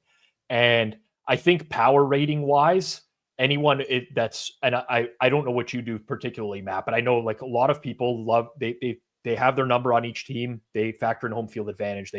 And in a lot of these instances, you're just going to come out to the Chiefs being overvalued in this type of game. But I think they're so good at navigating this type of game relative to other teams. Yeah. Like even McDermott today, right? Buffalo wins by margin. They smoked Denver. But like they had 3 possessions in the first half. You want to give Josh Allen as many possessions as possible. Right. Like you want each team to have, you want to play fast. That's your edge when you're playing Denver. It's the same as like you play the Golden State Warriors in their prime. You don't want to come out and shoot 3-pointers against them. You want to slow the game down as an underdog. It worked right into Denver's favor. Denver sucked in the first half outside of one big play, and it was still a game. And like, it's just moronic. Like it's a really bad. I have no faith in the Bills staff. Now that's not to say they can't win or whatever, but I do think that there's something with the Chiefs organization. Andy Reid, Jack Fletcher says it's an art, not a science. I kind of get what you're saying by that. Yeah. Philly Detroit is an interesting question if they match up there, because based off of market ratings, I mean, Detroit's going to be well, what did they close against Minnesota? Under a field goal. Philly is generally viewed as better than Minnesota. I don't know. That's a tough one as well. That's going to be a challenging one. Probably 2.5, something like that right now. let me do a quick. I think I would have that I think I'd have that projected at 3.5. Yeah. Yeah. I don't think the market is buying Detroit right now because of all the injuries. We'll see who comes back. I could foresee a scenario where I would that game is 2.5 and I would bet Detroit if they have any sort of additional defensive help. Philly was very lackluster today against a Green Bay team that was just had tons of injuries over the course of the game as well, which was interesting. We're going to have a big third down here. I know I refer to every third down as a big third down. As, by the way, I can't help myself when it comes to this stuff. I think there's a good question from Bart13. Do you increase home field advantage during the playoffs? That's a good question. Depends on the team. It depends on so many things. Yeah. For the most part, I would say I keep it stagnant. But I would say that like it kind of home field advantage, generally speaking, can change on a few things. So one is if a team is playing another team in its division, we don't get that all that often in the playoffs. One is if the visitor has the same surface type in their home stadium, then home field advantage is diminished a little bit. Some of it would also have to do with like weather, like as a team playing in like a similar weather situation that it normally plays in, stuff like that. So home field advantage can change in the playoffs, but I think it has more to do with the team that it's playing against than with sort of like just some vacuum, like, oh, we're raising home field advantage in the playoffs. It's much more matchup dependent. I agree with everything you said there. Everything. So that was been answered. Big third down completion there. Really, Washington, I think now is going to try to milk as much clock as possible. I have no faith in Bowles to call this correctly from a timeout point of view. Like zero faith. It's fine. These are the two teams from the NFC that I felt from the beginning were just kind of dead entering the playoffs in terms of like, can this team make it to the Super Bowl? Like, no. The Buccaneers, like, sorry, I like Baker Mayfield. I like some of the stuff this team has going on, but a Todd Bowles team will not make it to the Super Bowl. Sorry. And then just too early for the Commanders. Yeah, I'm going to talk probabilistically. I think every team is greater than 0%, but I definitely didn't think the Commanders could get there. I would be very, very surprised. Bucks I had higher hopes for because of the path, which was specifically that they were going to play the Commanders in the first game. Sure. Yeah. And then they've won at Detroit this year, which I lost my survivor that week. I get it. The fucking Lions had 7 trips to the red zone. They scored 1 touchdown in that game. But it's unlikely to happen. Yeah. It's very, very unlikely. What's the leg like on Washington's kicker? He kicked a long one today, right? Already? Zane Gonzalez. I think he kicked a 50-plus yarder. I'm just in because they're at the Tampa 45 right now. This is 62 yards from where they're at right now. If they had to kick, which they would try a kick if they didn't get any additional yards, I would think. That's a really good question. I don't think of like Zane as like a quote unquote like real kicker. That probably sounds bad, but he's always like the guy who gets brought into a team like in the middle of a season. Yes. When they have an injury or something like that. So like I would say like I really don't even know what to think so much of his leg, except that like I don't think he has great distance. Right.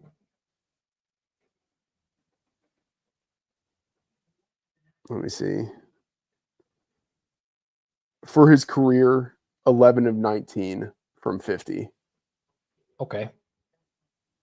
I actually don't know off the top of my head, I don't know what a league average would be from 50.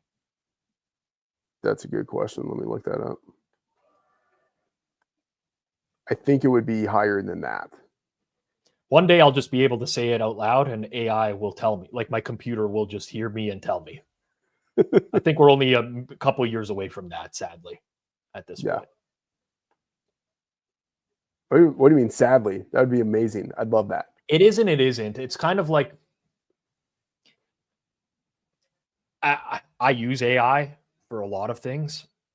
I mentioned this on the stream last night, I'm pretty sure, but it's gotten so bad, my usage of AI, that people think my friends sometimes I'll write them like a lengthy response to a question, especially if it's about sports betting. And they're like, did you chat GPT that or whatever? I'm like, no, but I actually do type like chat GPT now. I literally reread it, and I'm like, I could see how that could be a response. All right, so this year, this number can't be right. Let me just, I think, all right. So 195 out of 279, which is about 70%, just a little under 70% from 50 is a league Well, it would be a average this year. significantly shorter one now at this point, because this catch to Eckler was absurd. I mean, the linebacker could not have been in better position. Diaby. That's tough. Eckler receiving overs are going to get there, though, for anyone who hit those.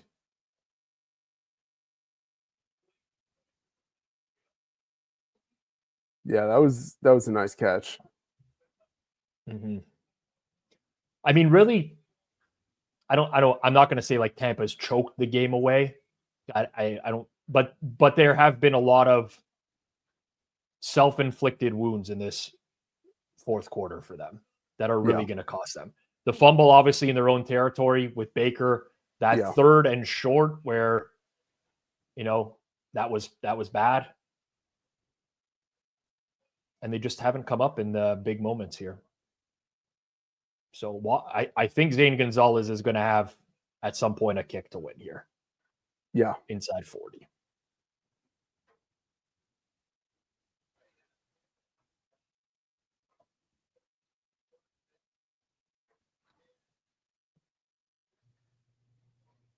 I'm not sure. Like, why is Bowles just letting the clock run? I don't know. I feel like Todd Bowles is like just one of those unserious coaches. Oh, he's a great defensive mind, great DC. Now they're going to use a timeout. Okay. So it'll be 3rd and 1 with 54 seconds left, a stop, and Baker would theoretically have like roughly 40 seconds to go down the field for a field goal with no timeouts.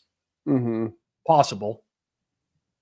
Todd Bowles is not a real human. He's a very smart defensive guy. But a lot of these defensive guys, I mean, I've been saying it for years, and I'm going to continue to say it until someone proves me otherwise. They just don't know how to handle the in-game stuff. They're like, I don't get it, but they just don't. They're not proactive thinkers. Everything is reactive. Yeah. And I think you can see this with some offensive guys too, where the in-game management part of it is just a little bit beyond them. And it does make sense. Like, they're X's and O's guys. They're not really like in-game tacticians. You know what I mean? Like, that's not like designing a really good running play is not the same skill set as, oh, hey, we need to call a timeout here because it's better to do it on this side of the 2-minute warning. Like, that's just not the kind of thing that they think about. Right.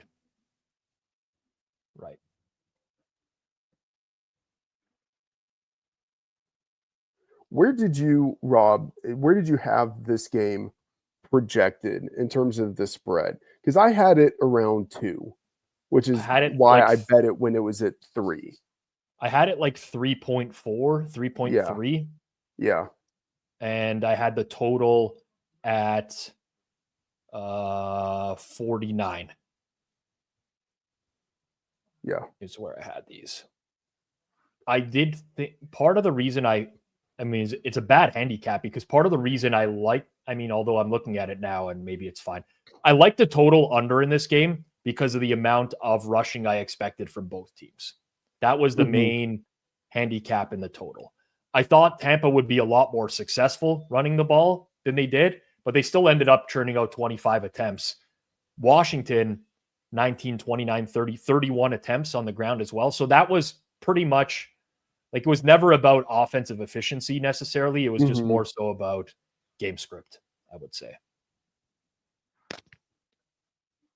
Johnny C, sorry I mushed you guys. That's all right. We can't really believe in all that. Although, I mean, that's it for you're not I'm never coming back. Never coming back. Mariota's in the game for the 3rd and short. Tampa should really just they should sell out to stop the run completely here. If they give up a touchdown, they give up a touchdown. Well, Washington might be smart enough to go down at the 1. Dan Quinn, but lined up to sneak or just trying to draw offside, I think. They're going to use a timeout. Yep.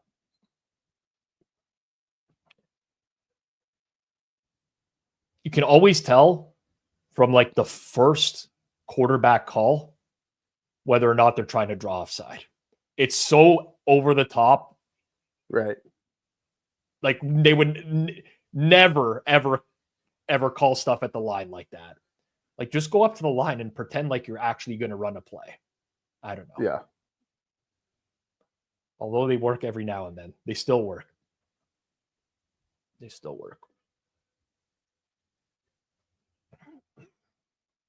You got anything going on for Rams Vikings tomorrow?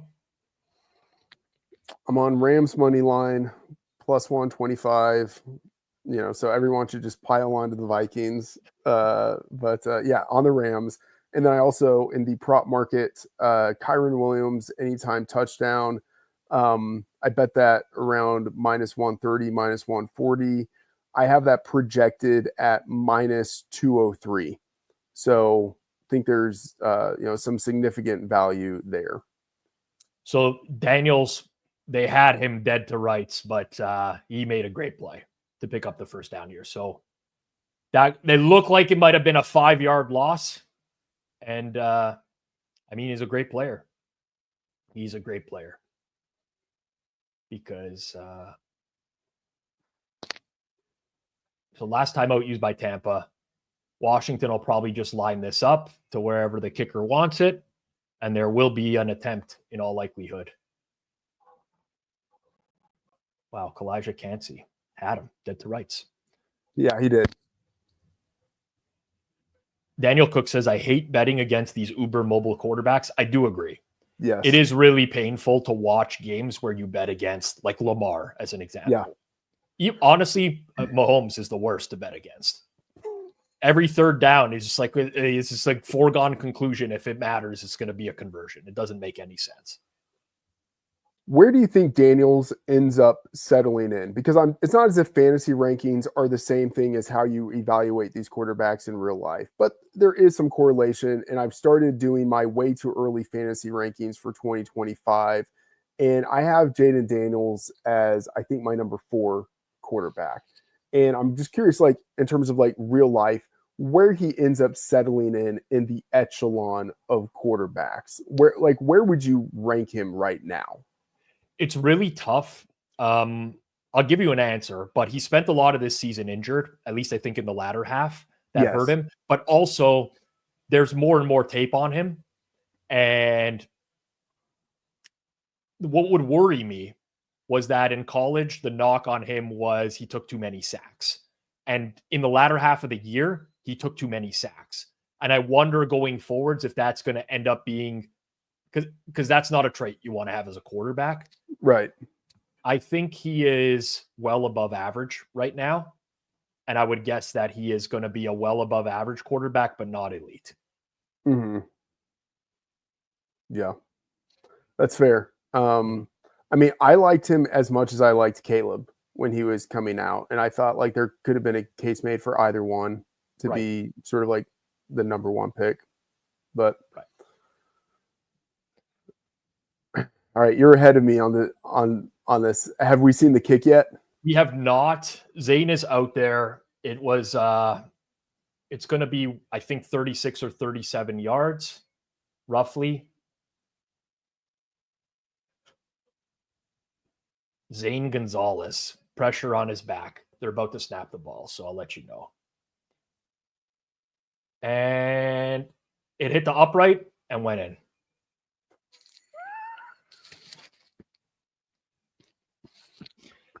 It hit the upright, man. And when I could tell it was going in too by the angle it hit the upright. Whatever. What are you gonna do, man? What are you gonna do? Oh, well.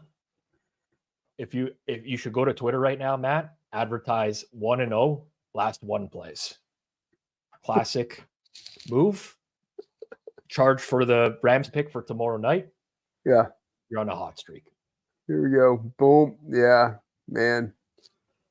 That was a lucky doink. Mm-hmm. Mm-hmm. Well, what are you gonna do? Such is life. I really would have preferred if that bounce out instead of in. Sorry, everybody. That's it. That's it. You're dead to the nails at this point. There's no coming back from that. Your sentiment or your satisfaction rating right now, it's worse than producer Jason. It could not get any worse. I feel like I had really positive sentiment the last time I was on the show, because I forget what they call it, but it was something. It was like the touchdown SGP, like betting the anytime touchdown and then betting the under on the runner. I don't remember who it was, but like it hit and it was just like, oh, that was great. Right. Yeah. Well, that's done now. Yeah. People, what have I done for you guys lately? Short-term results. That's it. Exactly. What have you done for me lately? Matt Friedman, everyone. Make sure you check him out on Twitter. He's actually a good guy, even though he cocked us tonight on these bets. But wow, Jason, you took him off the screen really quickly. You didn't even let him say goodbye, man.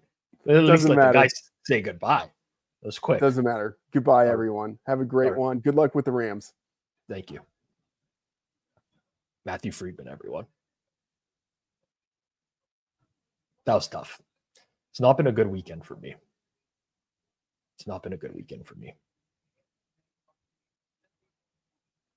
I don't think I got much going on tomorrow night. Gonna have to find some props tomorrow night. Props for tonight's game: Brian Robinson loses under rush yards. De'Ami Brown loses under receiving yards. Olamide Zaccheaus wins under receiving yards. And Bucky Irving under receiving yards wins as well. We lose roughly 0.7 of a unit. But most importantly, Bucks lost. I'm going to rue that Baker fumble to nobody. That was a tough one. Also, that third down play that just got completely blown up. That was tough. What are you going to do? If you enjoyed tonight's stream, make sure you do 2 things. 3 things. I'm going to ask for a lot of things. Number 1, smash that like button before you leave. Number 2, if you're not subbed here on Forward Progress, by the way, there's like half of you that watch these videos every week that aren't subbed. Hit that subscribe button. Number 3, come back tomorrow night. Monday Night Football, Rams, Vikings will be in the downtown Toronto studio. Me and Jizzy J will watch the game live. I'll be a little bit behind tomorrow night, finally, for a change, so I'm not going to be spoiling things for you. You'll get to see me react after you know what's happened. I'll see you all then.